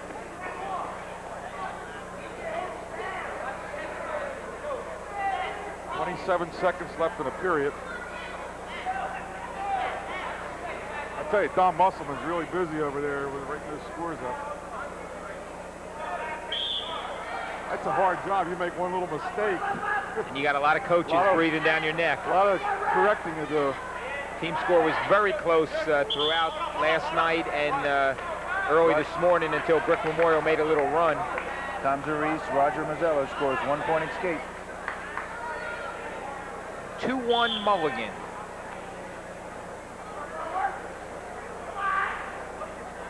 .12 seconds. Matt, one of 7 Mustangs in the final. End of the first period. Into the first period with Matt Mulligan ahead, 2 to 1 point for Roger Masella. One of our younger fans here tonight lying on the mat. Not on the actual wrestling mat on the side. Mulligan took down position. Boy, that's a rare picture. Warren Reed leaning back in his chair. Sometimes you have to just say, well, you're going to let these guys do what they're going to do. You're not out there on the mat with them, so you really can't. You don't have very much control. That won't last too long, though. He'll be yelling. Zell in control here. Looking to drive the elbow. Looking for back points here. Nice shot. That plane as of yet, so there's no back points. Madigan try to come out the back door here, Jeff? Not quite yet, because he's going to try to do a quick switch, get that leg off his back. Now he's going to work that leg. He did. Got his 2 points. Nice move by Mulligan there, makes it 4-1. I tell you, Coach DeAndrea's got to be one of the most excitable coaches in the whole the whole area of the ocean. Hey, John Caravella, Tony Caravella gets the Best Dressed Award again this year, Ed. Well, sweater, tie. Tony will be joining the ranks of the married soon. Next month, he's tying the knot. So that will calm him down quite a bit.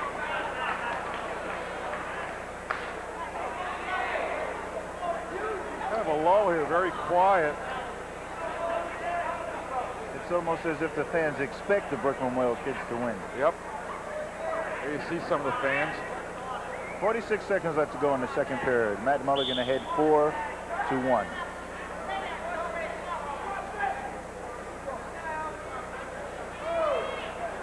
And Mulligan in control, 4-1 over Masella, with 30 seconds left in period number 2.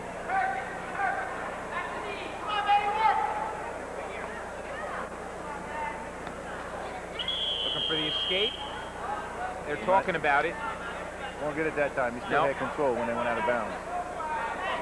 24 seconds left in the second period.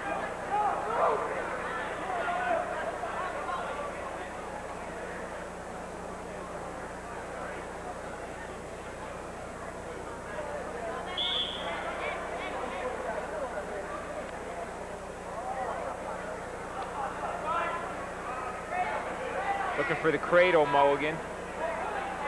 Roger Masella is going to lift his head up and start moving a little bit. He's going to get hit with stalling. Good call. There it goes. Except that it went the other way, Jeff. He called Mulligan. He's got to present himself in order for the guy on the top to do something. Mulligan didn't really have an opportunity to do too much there.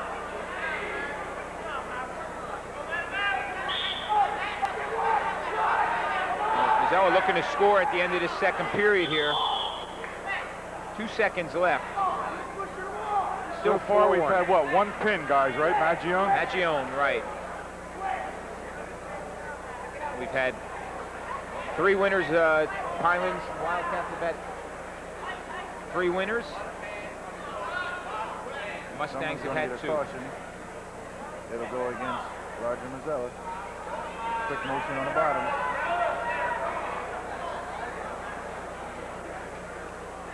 Referee sets Masella, then sets Mulligan. That'll end period number 2. 4-1 Mulligan. Roger Masella quickly takes the down position as it's his choice. Third period. Ken Turp with Ed Sarluca and Jeff Parker bring you the District 24 Wrestling Finals. It started Friday night, went Saturday afternoon, and here we are Saturday night with the finals. Our director tonight is Mary Jen Beach. Our production supervisor is Jeff Simons. Roger Masella just receives another point for escape. Looking for a takedown here. Try to tie up this match. Mulligan's looking for the dump. So Jeff, do you ever get the urge you want to run out there and wrestle another match? Or? We got 1 second, Ken. We got a 2-point takedown. The feet were still in, and he did have control. The second referee on the mat indicates that he feels it should be. Ken, I still do some wrestling. I wrestle at the Southern Tournament each year, and I go up to Delaware and a few other tournaments. So I try to wrestle every so often. Okay. Like I say, I'm going to keep doing that until I get old like John DeMarco over here, or I start getting beat up. What weight class, Jeff? Okay, be nice. Be nice. Oh, you're not. You're.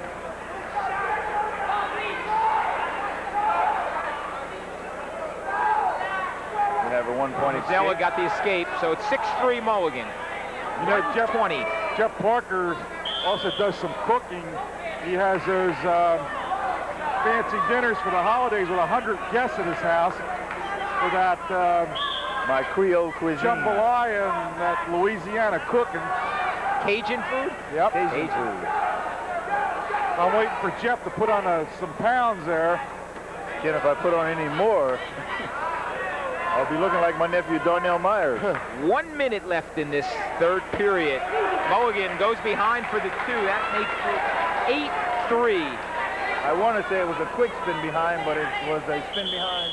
Still in all, it scores him his 2 points. 49 seconds, clock stops, third period. 8-3. Mulligan.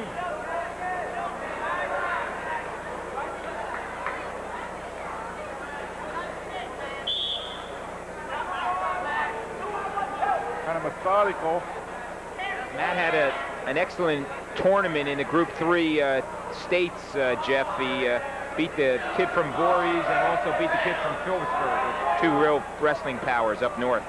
As Coach DeMarco was just saying, well, before I say that, we have Mulligan scoring, Roger Masella scoring 1-point escape. Mulligan wins a lot of matches. He doesn't look to be extremely exciting, but he's methodical enough that he constantly works and he's constantly trying to score points. Things happen in his favor. Technique-wise. And he's a grinder. He's in there non-stop trying to score some points. 15 seconds left.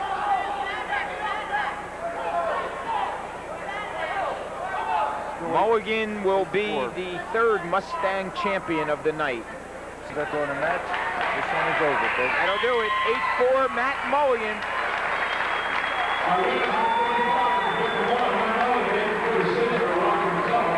You can see Tony Caravella, Denny DeAndrea, hugging Matt Mulligan. Brian Martin in the corner also. We'll be seeing him later on.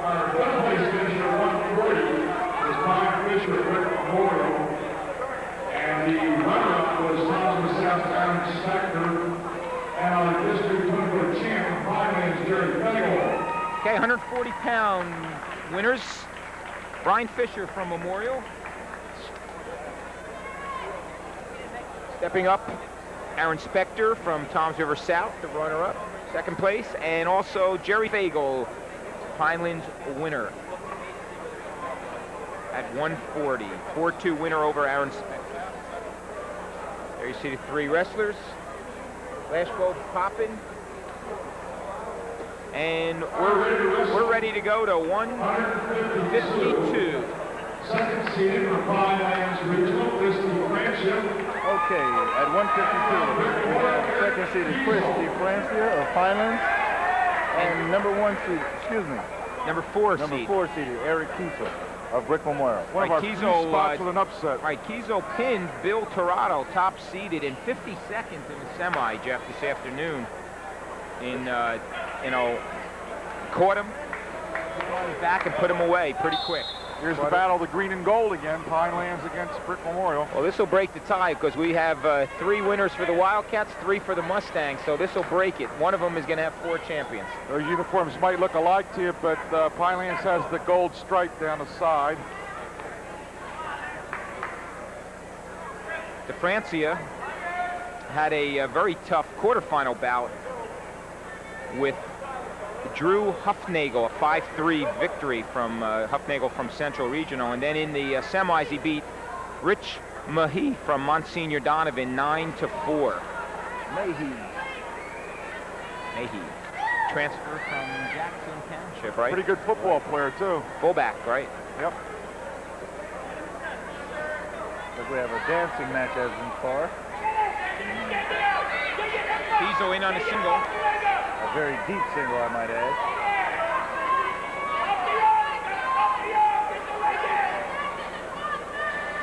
Francia, our lone sophomore in this year's tournament, and Kiesel, an 11th grader.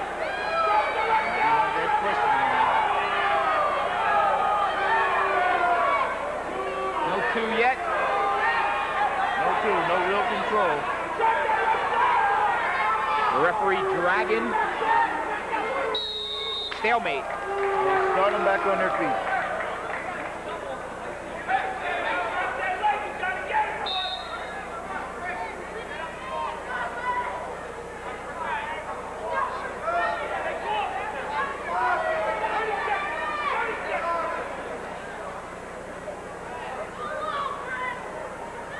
"20 seconds left, period number 1. Still no score. Chris DeFrancia is working at arm as he gets pushed away by Kiesel. These two schools did not meet this year in the duels or in any tournament, as Pineland lost to Toms River North in the Shore Conference tournament. I believe Pinelands at Christmas time goes to the Hawk tournament, right? Yes. Which North won. And of course, Brick Memorial went to the prestigious Tournament of Champions Regional, where teams from all over the country come in, including Phillipsburg. And South Dakota and Georgia and many other states around the country. Kiesel in the top position now. I see little Paulsboro had another typical season in Group 1 in South Jersey, where they won in the Inquirer rankings in the South Jersey area, undefeated. Right, they won it. That school has really had great success. Paulsboro is coached by Marino, one of the brothers that wrestled for Paulsboro a couple years ago. So reversal for DeFrancia.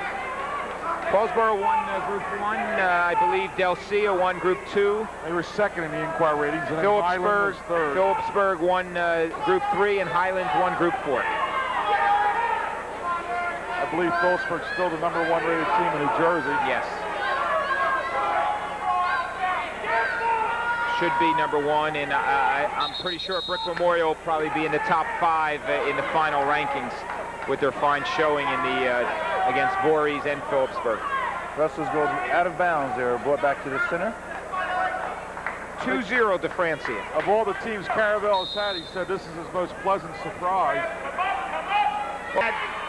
He had 8 underclassmen. He's got 8 juniors. And coming back scores next year. 1 point. So the Mustangs will be tough next year. And along with Steve Bruscino, who's only a freshman, and another fine group of freshmen and JVs, you know, they have the wrestlers to fill in the spots that are going to be left open by this year's graduating seniors, so they'll be tough next year. 32 seconds. We have Chris DeFrancis ahead 2 points to 1 for Eric Kiesel. There's the single. Then try a triple. Nice move by Kiesel.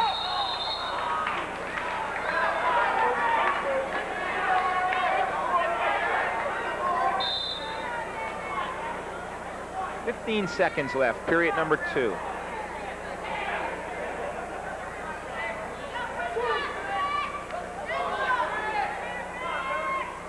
Both boys trying to fight upper body. There's a single by Kiesel. Kiesel's been on a good shot. No points. End of 2, 2-1 to Francia.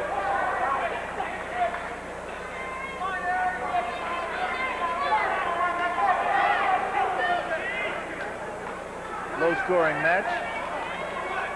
Russell's are tired. They're working really hard out there. Okay, DeFrancia in the top position now.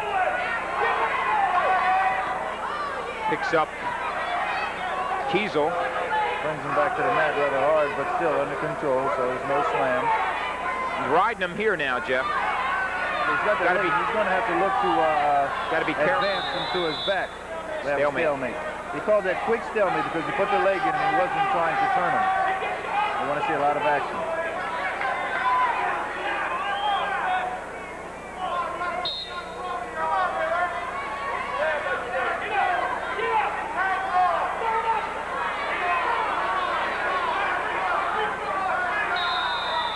There's the stall, man.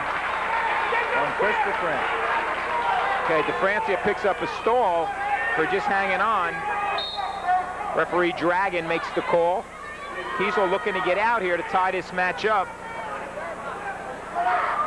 Francia's going to have to do more than hold on here. He's trying to work a tilt at this point. Kiesel trying to run away, but he breaks him back down, DeFrancia does. You see, Kiesel's holding that arm, and he's not advancing himself up to score any back for him.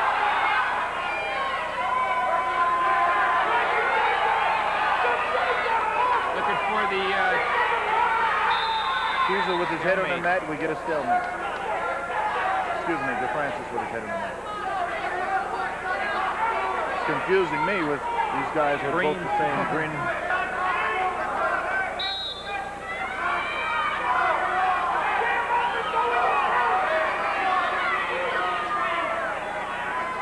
Coach Caravella yelling at the referee. He feels his guys should be given a chance to wrestle because the other wrestler, DeFrancis, is holding on and he's not advancing for a turn. He's advancing now, although he didn't break the got the throat there. Been in control the whole third period here, DeFrancia. I think it's just a matter here of getting hit. Cause a stalemate. 24 seconds left in the third period. It seems like everyone in the gym's in agreement with us that it should be a stalling because DeFrancia is under the arms and he's not advancing to score. He's basically riding.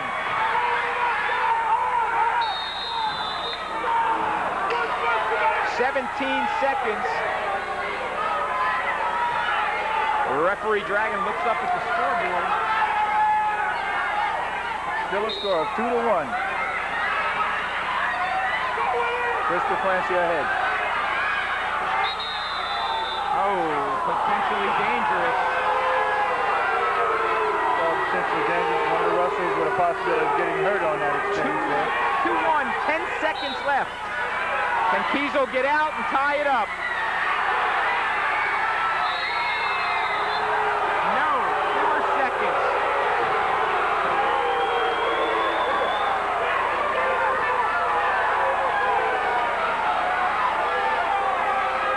Kiesel's doing everything on his powers to get out.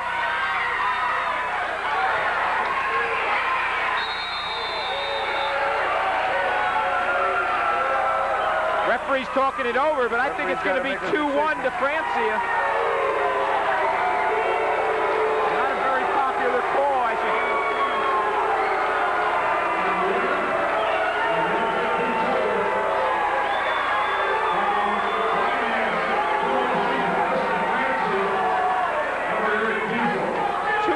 Francia, unpopular or not, victory for the Wildcats, and Chris DeFrancia. They don't have to be pretty wins, they just have to be wins. They just have to be wins.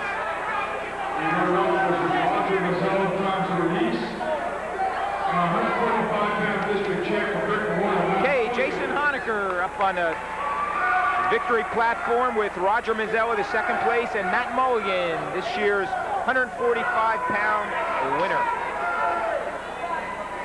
All right, we're going to have to take a break here. You're watching Adelphia Cable, Channel 8, District 24 action. We'll be back in a moment. Bryon Martin of Brick Memorial. 160 last year. Versus John Zaccaro, since original. Okay, Martin comes in 19-5-1. Zaccaro 17-5-1. Two seniors. We have 4 matches left. 4 matches to go.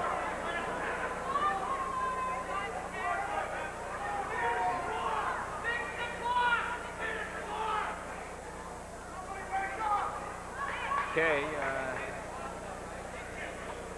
Martin and Zaccaro. Martin, senior leader of the Mustangs, of course, coming back from a serious back operation earlier in the fall, which put him out of the entire football season. That was a big loss to our program and to our defense, and as well as our offense. He played center on offense and an inside linebacker on defense. Not able to play football, but back in time for wrestling. Martin attempts a dump, but Zaccaro rolls through. There's Bryon on a double, but they're out of bounds, and start him over again. Martin avenged an earlier season draw with Jim Hogan from Lakewood in the semis with a 7-1 victory over Hogan, whereas Zaccaro had a 12-7 victory over third-seeded Fred Noeller, who went on to finish third. I saw Bryan's brother, former Bob, champion, right? Bob Martin, sure, state champ. Here tonight. State champ at 170 a few years back. Now talking about wrestling up a weight class. And John Zaccaro gets called for a stalling. It's kind of interesting. John Zaccaro wrestling at 160 for Central here. And coming up next, the freshman we talked about, Steve Bruscino, Brick Memorial. Their dads went to school together at Central Regional, in the same class, hung around together. Same gang. Not gang, but same group of people.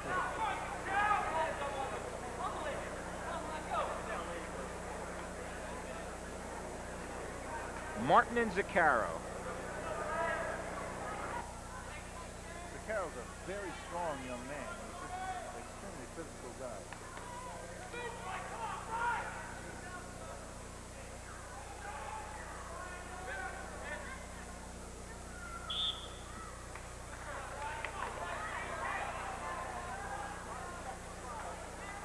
No score. Zaccaro in on a double. At the end of period number 1. If Zaccaro could get his head out to either side on that shot or shoot with his head up, he would have had a better chance of scoring some points there in that exchange. Green gets a choice, which is Bryon Martin, and he takes to the bottom.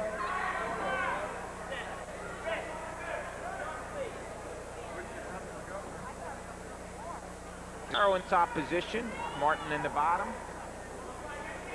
No score in period 2. After this, we have 171, 189, and heavyweight. That'll wrap it up. Okay, red stalling on top. Stalling on John Zaccaro.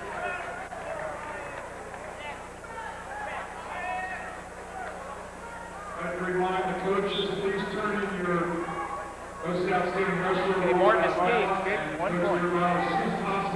2-0 Martin.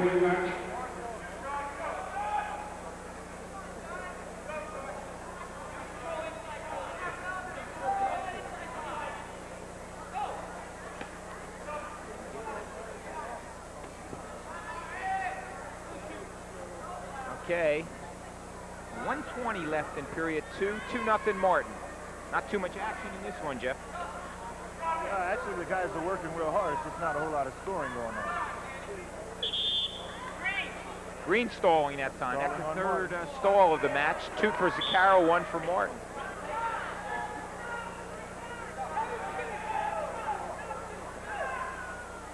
Ryan Stout warming up, will be out next. In this particular match, I think it's more so, you know, the guys are so evenly matched more so than it is the guys aren't trying to wrestle because they are working. Martin in on a single here. Potentially dangerous with their knee.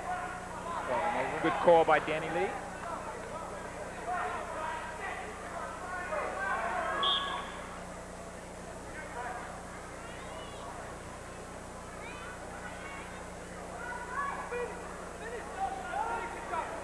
Bryan Martin still ahead, 2-0.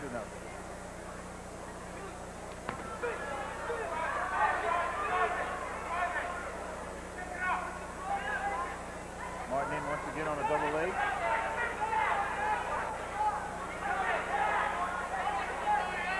Got to be careful of the head here and the back. Martin trying to turn, pick up the 2. Got to pop his head out.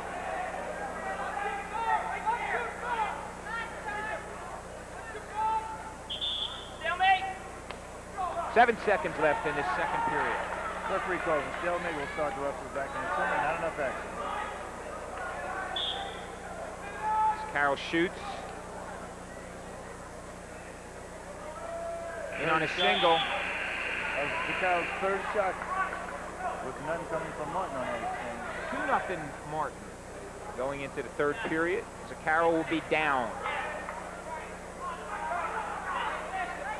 Danny Lee, referee, sets Zaccaro, sets green.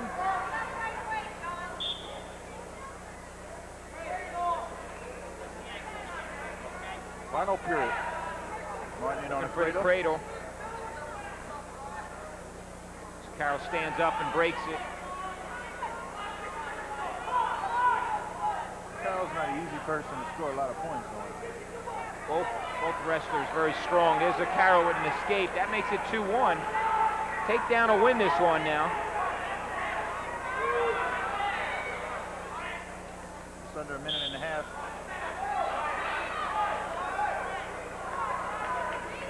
We've got to mention the stalls here now. Zaccaro has 2 and Martin has 1, so any stall called right here will be a point awarded.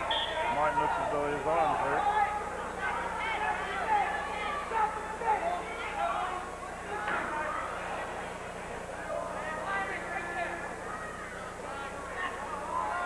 .115 left, period number 2. Martin with the head and arm. Far leg. Zaccaro with 2 central singles, and Martin does the head and leg now. We're out of bounds. Martin's hurt. Yeah, Martin's hurting somewhere. I don't know what it is. Look like his right side or Right his hip. It's right hip. I don't want to ask him. He hurt that.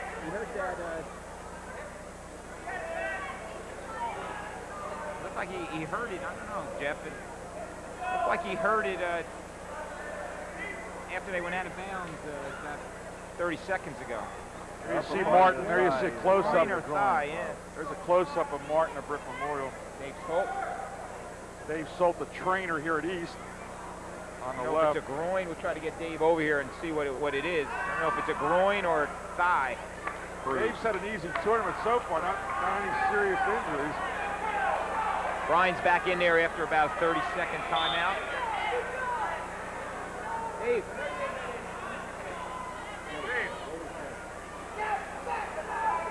Hip pointer was confirmed by Dave as a hip pointer. I called that one right. That's the hip. Carroll's trying to score and go out of bounds once again. 2-1, Martin. Martin's always aware of where he is on the mat. Sits in right away on the single leg, Martin does. Got to be careful, and Martin knows he's got a stall against him. One more would tie up this match, so he shoots right in, gets the single leg. He'd be happy to stay right there, huh, Jeff?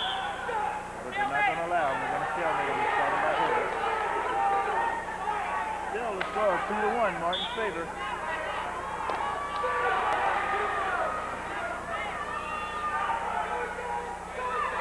Yeah, Pat Lynch in the corner for Golden Eagles. Pat Lynch. All green, and it's the point that ties it up.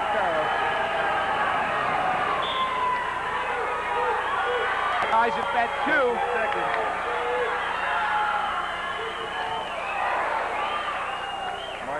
the throw, but Zaccaro lands. 5 seconds. 4 seconds. We're going to go OT here, it looks like. Max is going overtime. The other guy is standing on the sides are waiting. It's really hard on him.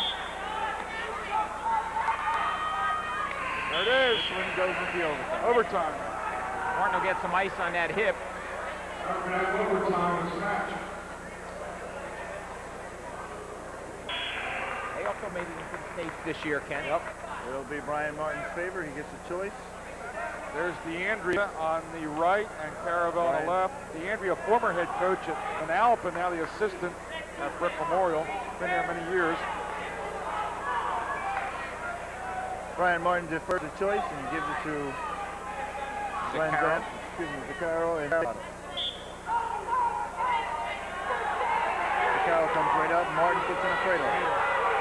There we go.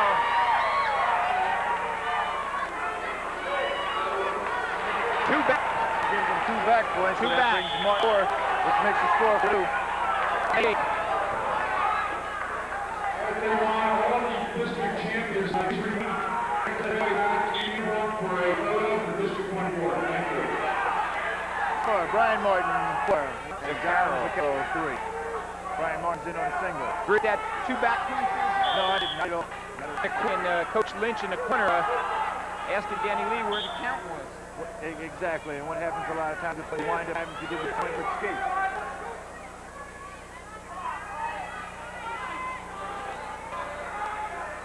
But I'm not refereeing, so I won't say it.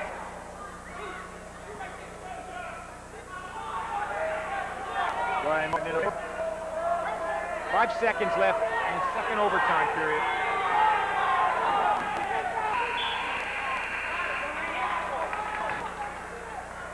Like Martin may have a little trouble with slow getting up there. Trouble with that hip. Martin takes the bottom. 1 minute left in this overtime match at 160. Brian Martin defending champion at the same weight. Coach DeAndrea says there was a fault there. He wasn't happy with the start of this period.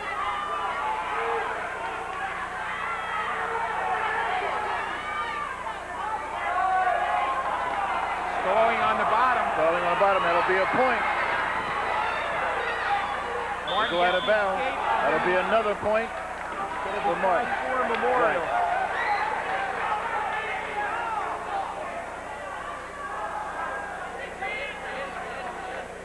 Tony Caravello's not too happy. Neither is John DeMarco. The coaches are extremely upset. They feel there's not enough consistency in the referee calling, and they're letting them know. There's Coach Lynch of Central with the blue shirt talking to Zaccaro. And Martin's hurting. Checking out that hip. Got some ice on that hip there. It's a hip pointer for Brian Martin, his right hip. There's Coach Lynch again. There's Martin. Let's recap this now. It's 5-4 Martin with 36 seconds left in this third overtime period. Martin has taken a couple of injury timeouts. There's 3 stallings apiece at this point, right? Well, it'll be, I think 1 point. 1 point will be the next stall on either wrestler. Zaccaro spins behind, but to no avail. He gets no point.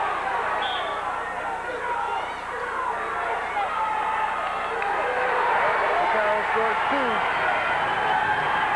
seconds left to go in the match. 15 seconds. Zaccaro takes a 6-5 lead. 10 seconds left. Oh, Zaccaro got 2 back. 2 more back. Best match of the night.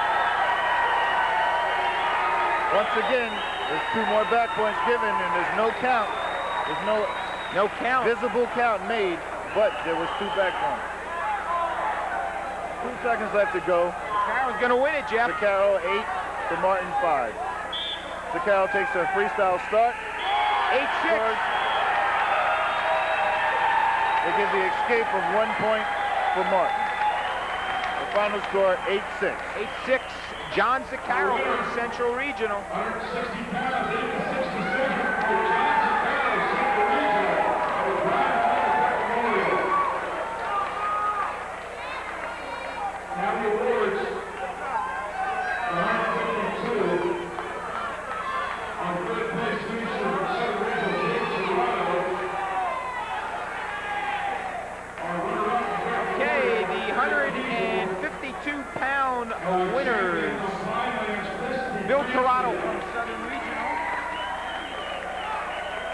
Kiesel from Brick Memorial, and Chris DeFrancia, 152-pound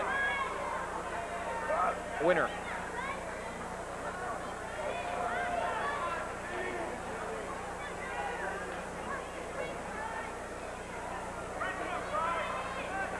A shot of the platform there. There you see Tirado from Southern Regional, Eric Kiesel going up, and then Chris DeFrancia, this year's winner. You know, Brick Memorial, Bryon Stout of Southern.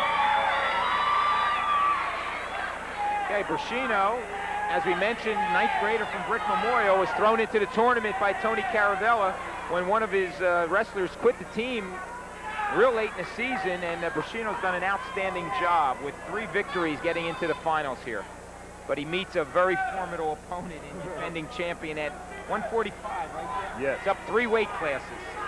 Bryon Stout, the coming former in Lacey star who transferred to Southern for his senior year.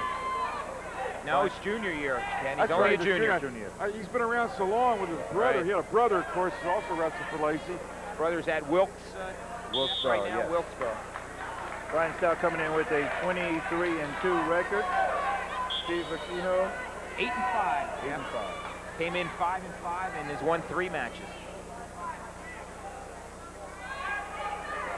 Bruscino has beaten the number 2 seed Sean Wiesel 3-1 from Bricktown, and he's also beaten the number 3 seed Rob Leonard from Central Regional 9-5. So he's beaten the 2 and the 3 seeds to get into the finals. And Bruscino is not going to make this very easy for Stout either. He's going to fight the entire time. Stout's had it pretty easy with a 52-second pin over Sam Bukala from Pinelands, and a 16-0 tech fall this afternoon over George Lazaru from Toms River North. Wiesel from Bricktown came back and won the consolation 4-2 over Lazaru. The thing that Bruscino does to a lot of the wrestlers that catches him off guard, he's such a physical young guy, and he's strong, and his strength and his physicalness tires them out quite a bit. And then he starts going to work on them. Stout looking for the 2 here. There it is. Stout scores 2 takedowns.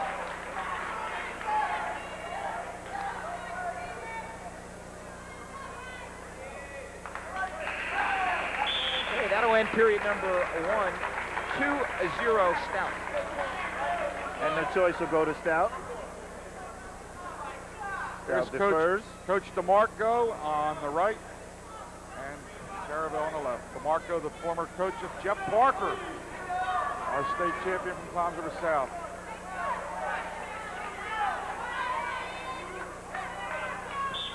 Stout's in the top position at this beginning of the second period here. He'll try to turn Bruscino. Stout, very physical wrestler. Very strong wrestler. Tell you, most of those 3 weight class pounds went to his upper body, Jeff. They most definitely did. He worked really hard in the off-season. He lifted nonstop. Was Plus that- his mom and pop said the kid eats like it's going Was that out of a plan, style. Jeff, to put on that much weight, or did he just, you know, get up there? He told me last night that he was working real hard in the gym, but he wasn't aware that he was gaining as much weight as he did. And right now he's Picking up tilting, and tilt. he just scored 3 points. That'll make it 5-0 Stout. They stop it for a potential dangerous, the injury to the back possibility, so they'll have a fresh start. Of course, I don't know, I'm sure you, I don't know if you saw it, Jeff, but I'm sure you know that one of Stout's losses was to Rob Johnson from Jackson in a got the cradle now. Last year's state champion. Stout has the cradle. He's working his way around. Not too many people get out of this cradle. There it is. There it is. Bruscino does it. 3 minutes and 1 second. Bryon Stout with his 2nd district championship. Coaches from Brick Memorial aren't very happy. They feel it was a little quick. Steve Bruscino had a great tournament. Right. Runner-up, 2nd place finisher. Gaining valuable experience.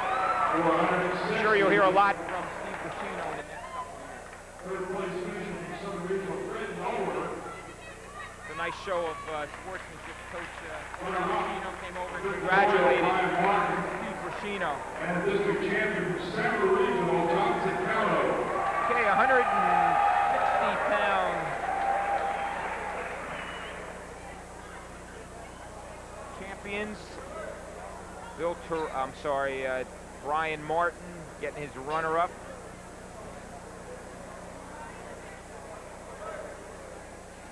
Fred Noeller from Southern Regional, third place finisher, and John Zaccaro, upset winner over Bryon Martin from Central Regional. All right, ready to wrestle? 189 pounds. 189, top seeded. Bill Coates comes in with the record of 26-1 from Central Regional. Gary Clawson from Brick Memorial, 25-1, senior wrestler and one of the leaders of the Mustangs. I've seen Gary wrestle just about all his matches, Jeff, and I think he's going to give Bill all he can handle here, although Bill Coates definitely is the favorite here. Yeah, Gary's a real tough guy, and he's no slouch, and he's no newcomer to this, so he's going to be a formidable opponent.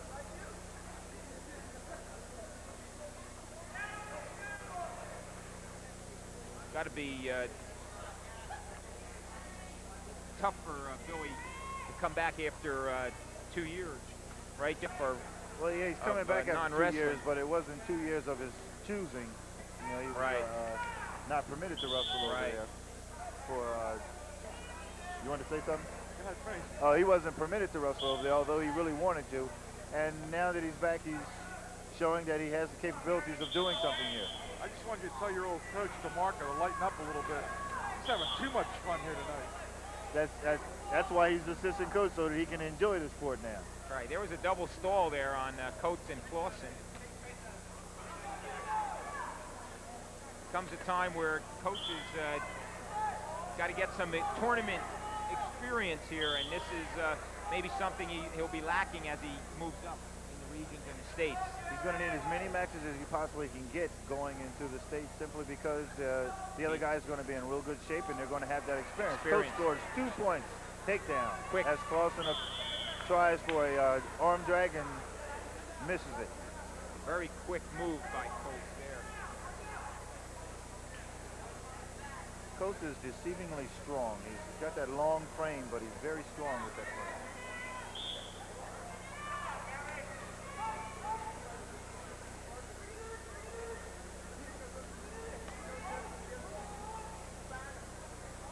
A lot of these kids recently have been going to the Bill Dykeman's Club Tbilisi wrestling, where they've gotten a lot of experience wrestling with each other. A lot of the kids from all the different teams have been wrestling together there.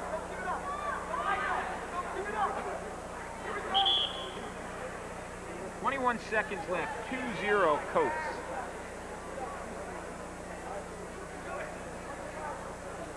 Caravelle looks nice and relaxed right now over there in the Memorial corner. Not too happy with the result of the last 2 matches. Yeah. Kiesel and Martin, 52 and 60. But they were in against good opponents. Well, we got one more red. match. That's a point for Clawson. That makes it 2-1. One more after this one. Heavyweights on deck. For those of you that aren't familiar, the reason he got the stalling, he wasn't advancing to take the guy down to the mat to put him on his back. He was holding on. He's got to break him down and try to turn him. We all agree that John DeMarco's having a little too much fun this year because he's not head coach. He's laughing and just smiling.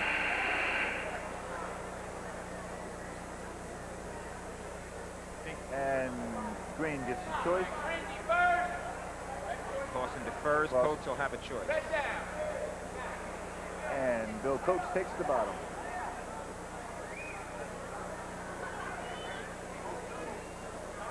One of the arguments, Jeff, with some of the coaches is that the stalling hasn't been consistent. Right. They feel that in certain matches stalling's been called real quick. Other matches, they feel that when you get 3 and 4 stalemates within a 15-second time frame, that's a stalling. There should be a stalling in there. Clawson trying to 2 points reversal. Now, Coach, I don't know if you mentioned it, I'm in and out here, guys. He's been on quite a winning streak. His only lost game very early. Was it the first match he wrestled? Or in a tournament. It was in the first tournament. Right. I think it was in the semifinals of the tournament. He has beaten, has he beaten Antico from Hamilton? Not sure if he has or not. He's one of the tougher 89-pounders. He pinned him. 4-1 Colts. Coach is going to have to put together some possible tilt points or something here, or either an attempt for a tilt, otherwise he's going to get hit with stalling again. Well, I think it was in Clawson's favor that they were on the edge of the mat, because Coach just had that deadly cradle of his on him and he went out of bounds.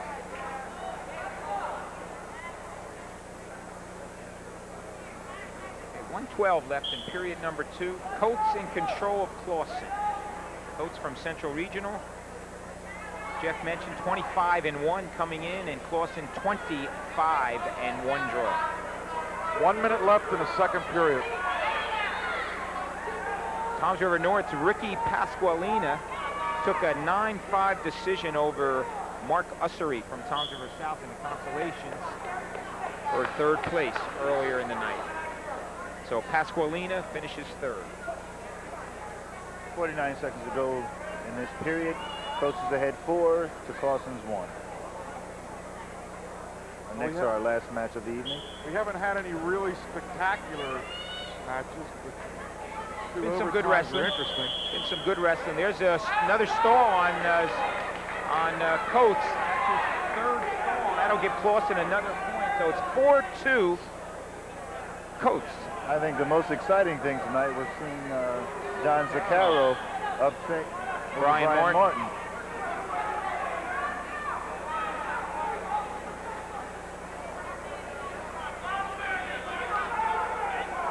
Coates now working a little bit stronger for that pin now. We got stalling on Clawson. You know, it's not that Coates isn't working all the time. That's a point red.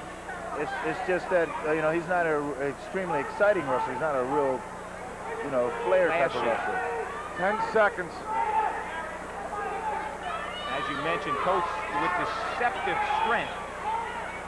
Okay, we're going to take a quick break after this second period, and we'll be right back with period number 3. You're watching Adelphia Cable, Channel 8, Toms River.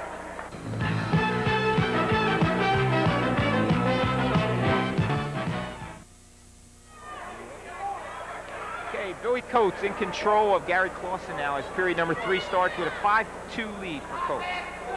Ken Turp with Ed Sarluca and Jeff Parker. You're watching District 24 Championship round at High School East in Toms River. High school Throwing wrestling. on the bottom. Clawson, that's his third. Both wrestlers have been giving 2 points apiece for stalling. That makes it 6-2 Colts.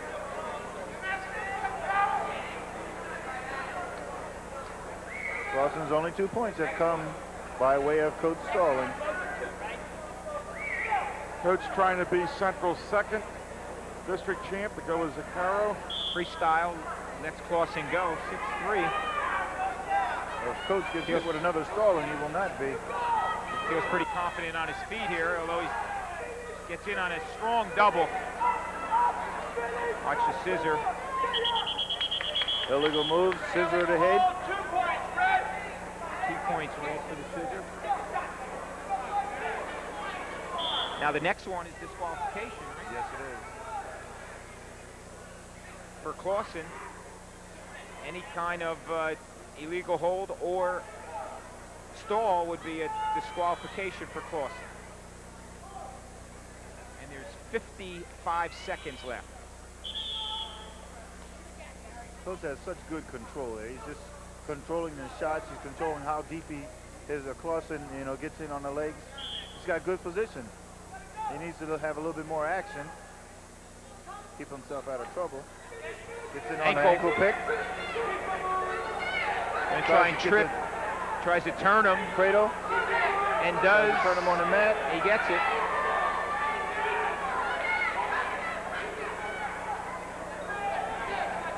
$30 seconds. 2 for the takedown. A score of 10-3. Gets 2 for the takedown. No back points. Bill Coates has a pretty handily lead at this point. 27 seconds. Lets him go for a 10-4. Clawson picks up another point, another ankle pick. For Coates, 2 points taken. 12-4 Coates. 12 seconds. So Central, with 2 wrestlers in the finals, are going to pick up 2 champions tonight. Another escape. For Clawson. 12-5. Billy Coates. I guess you could say his season of comeback championship. And Billy's going to be pretty tough in the regions up at Red Bank. Now the awards for 171. Okay, 171. High School. Sean Weasel will pick up his 3rd place medal. Steve Bruscino. Brick Memorial will pick up his runner-up. And Bryon Stout, this year's 71-pound winner after winning last year at 145. A real big jump.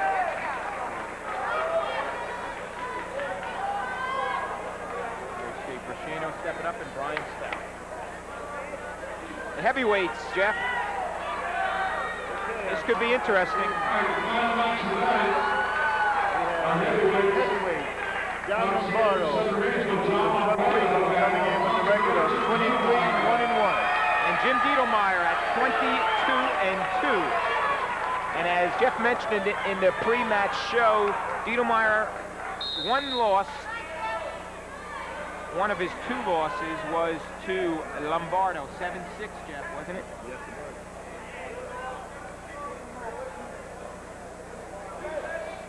So they've each had a win. Split.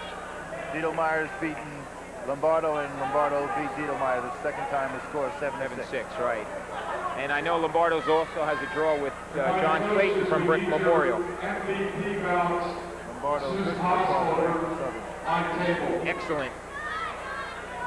Guard and an inside line. I know he dropped a little weight for wrestling. It's nice to see some slim heavyweights for a team. Yes, they're both of them in very excellent shape here. We've had some good heavyweights in the whole tournament. The last couple of years we had some pretty decent. Right. Rich Dietlmeier trying to become champion following his teammate last year, Paul Rich. Whom I saw this evening, Paul Rich, spoke to him here at the tournament. Also saw Matt Parks, who was a previous winner. Saw Joe DiGirolamo's dad. Joe's down at school in Maryland, but his dad is here and said that Joe is doing real fine. He had some battles last year with Paul Rich quite a few number of times. Some battles. Both finished, both placed in the state last year. Dietlmeier with a bloody nose. We have some blood on that and a bloody nose. Okay, the referee's timeout. We've got some updates on the team scores from Don Musselman. I understand if North wins this one, Jeff, don't finish in 3rd place. Okay, Brick Memorial is going to win it with 107 points. Pinelands is going to finish in 2nd place. And Southern Regional right now sitting with 77 and Tom's River North with 74. So if North could win this match, they will overtake Southern for 3rd place. Central is going to finish 5th with 57. Tom's River East with 47.5. Bricktown with 29.5. South with 27. Lakewood 24. Lacey 13 and Monsignor Donovan with 12. Thank you, Don. Okay, wrestlers are back now. 35 seconds left in period number 1. No score. Got a lot of shoving and pushing, but no score as of yet. Just under 30 seconds left to go in this period.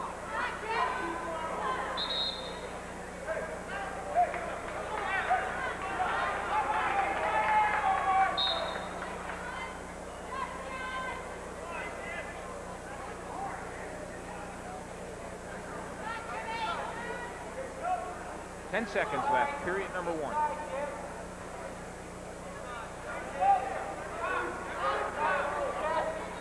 Dietlmeier's trying to get inside tie-up. End of the period. There's Mike Baldi on the left, the head coach of the Mariners. Chris Curtis is assistant. No score at the end of the period. Lombardo gets the choice. I want to thank Chris Curtis, Jeff, for helping me out at the seating meeting the other night. There's Jerry Tabacino, the head coach of the Rams of Southern, in the blue.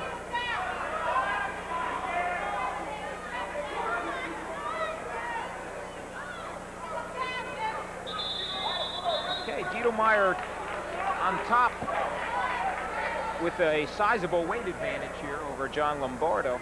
That nose of Dietlmeier's is still bleeding. I'm surprised they haven't stopped it to try to stop that.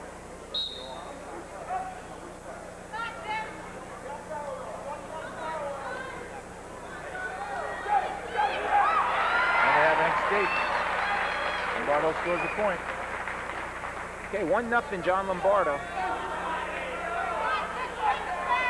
Ed might point out it's going to take us a while to tabulate the most outstanding wrestler, so I'll let you guys at the end of this match sum it up, and then we'll take a break and we'll all get down to the floor level for our post-match show after we get the votes. Okay, Jim Dietlmeier's nose, as Jeff said, is still bleeding quite heavily, and the referee Dragon finally stops the match. And check that out. There you see a shot of Dietlmeier.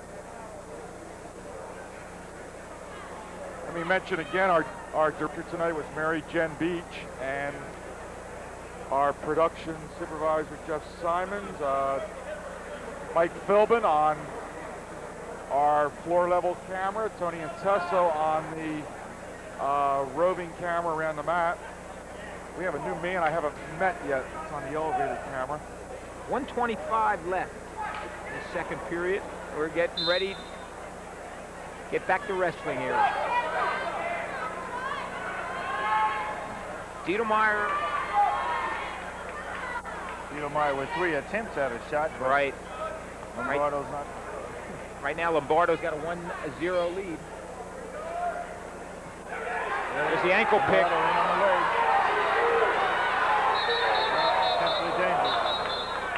By the way, that was Lombardo with the 3 shots, and Dietlmeier stopping him 3 times.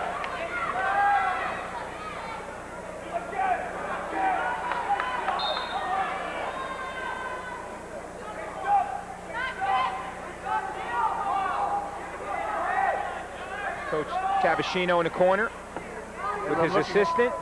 As I'm looking around the stands, it looks like everyone's moved out of the stands down to the floors.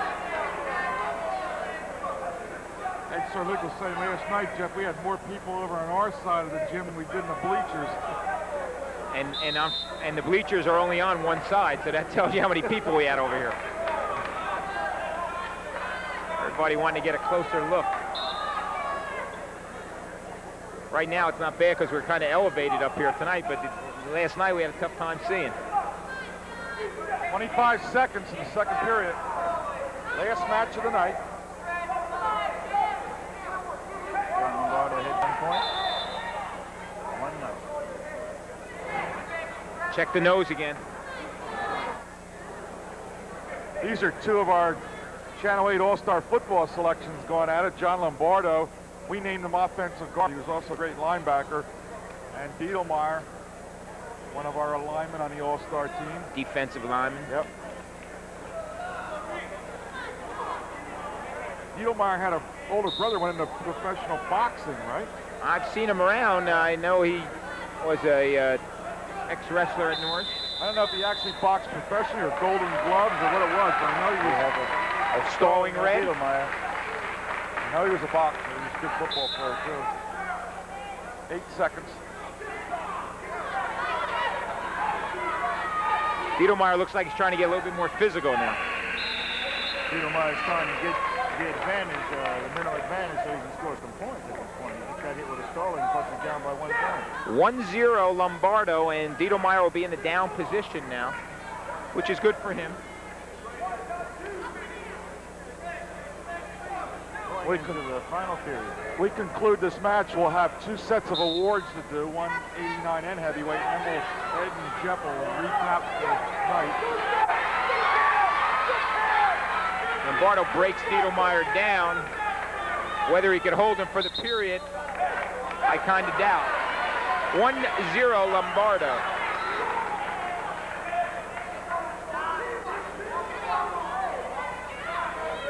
World champions tonight. Please be ready for the team photo of District 24. Not leave. Remaining uniform.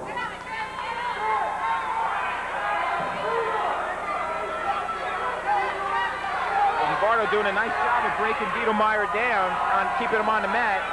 The key thing that Lombardo's doing, he's keeping the majority of his weight on the upper body of Dietlmeier. Now, as soon as he comes down, Dietlmeier stands up.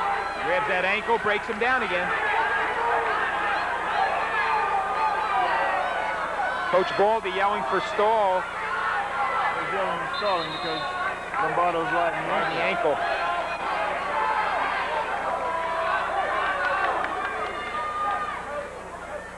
Coach Baldi wants a buzzer to talk to the referees. Coach Bruscino joins the discussion. Coach Baldi is sure that he gets his point heard because he's really upset. The consistency of the stalling is not there.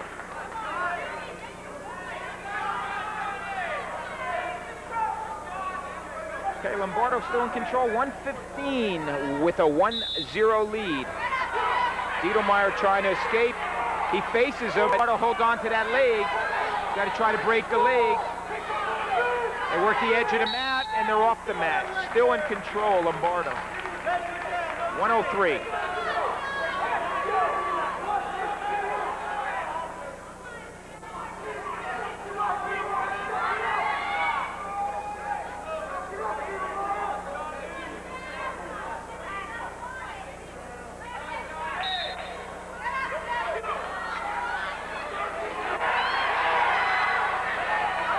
Trying to step over Dietlmeier. Lombardo counters it, looking for a half.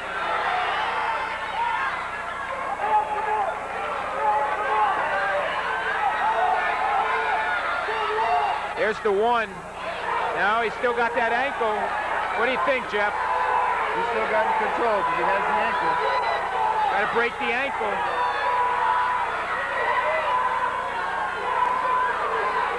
Looking for two right now, Dietlmeier, not one. Dietlmeier's going to really have to go to work. 24 seconds.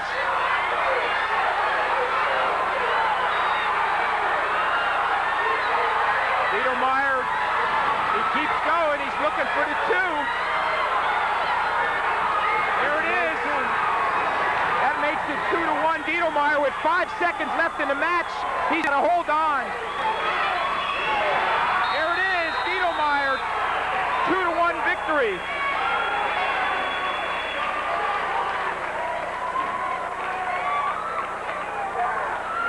And that's what the coaches mean when they tell their kids to wrestle to the very end. When you let up a little bit, strange things happen. 5 seconds left. 5 seconds left. Jim Dietlmeier gets the reversal. Final call for the West Westernauts right now. And wins it over John Lombardo. As we go to 189. County orders for 189. Jim Dietlmeier Third place finisher 189. with a nice come from behind Ricky Pasqualini. victory over John Lombardo. 189. Ricky Pasqualini from Tom's River North. Gary Clawson from Brick Memorial, the runner-up, and Bill Coates from Central Regional, the 189-pound winner. With the Mike Tyson look with the towel. There it is, that's it. There you see, as Jeff said, the Mike Tyson look. That's it. So what do you think, Ed? What do you outstanding wrestler?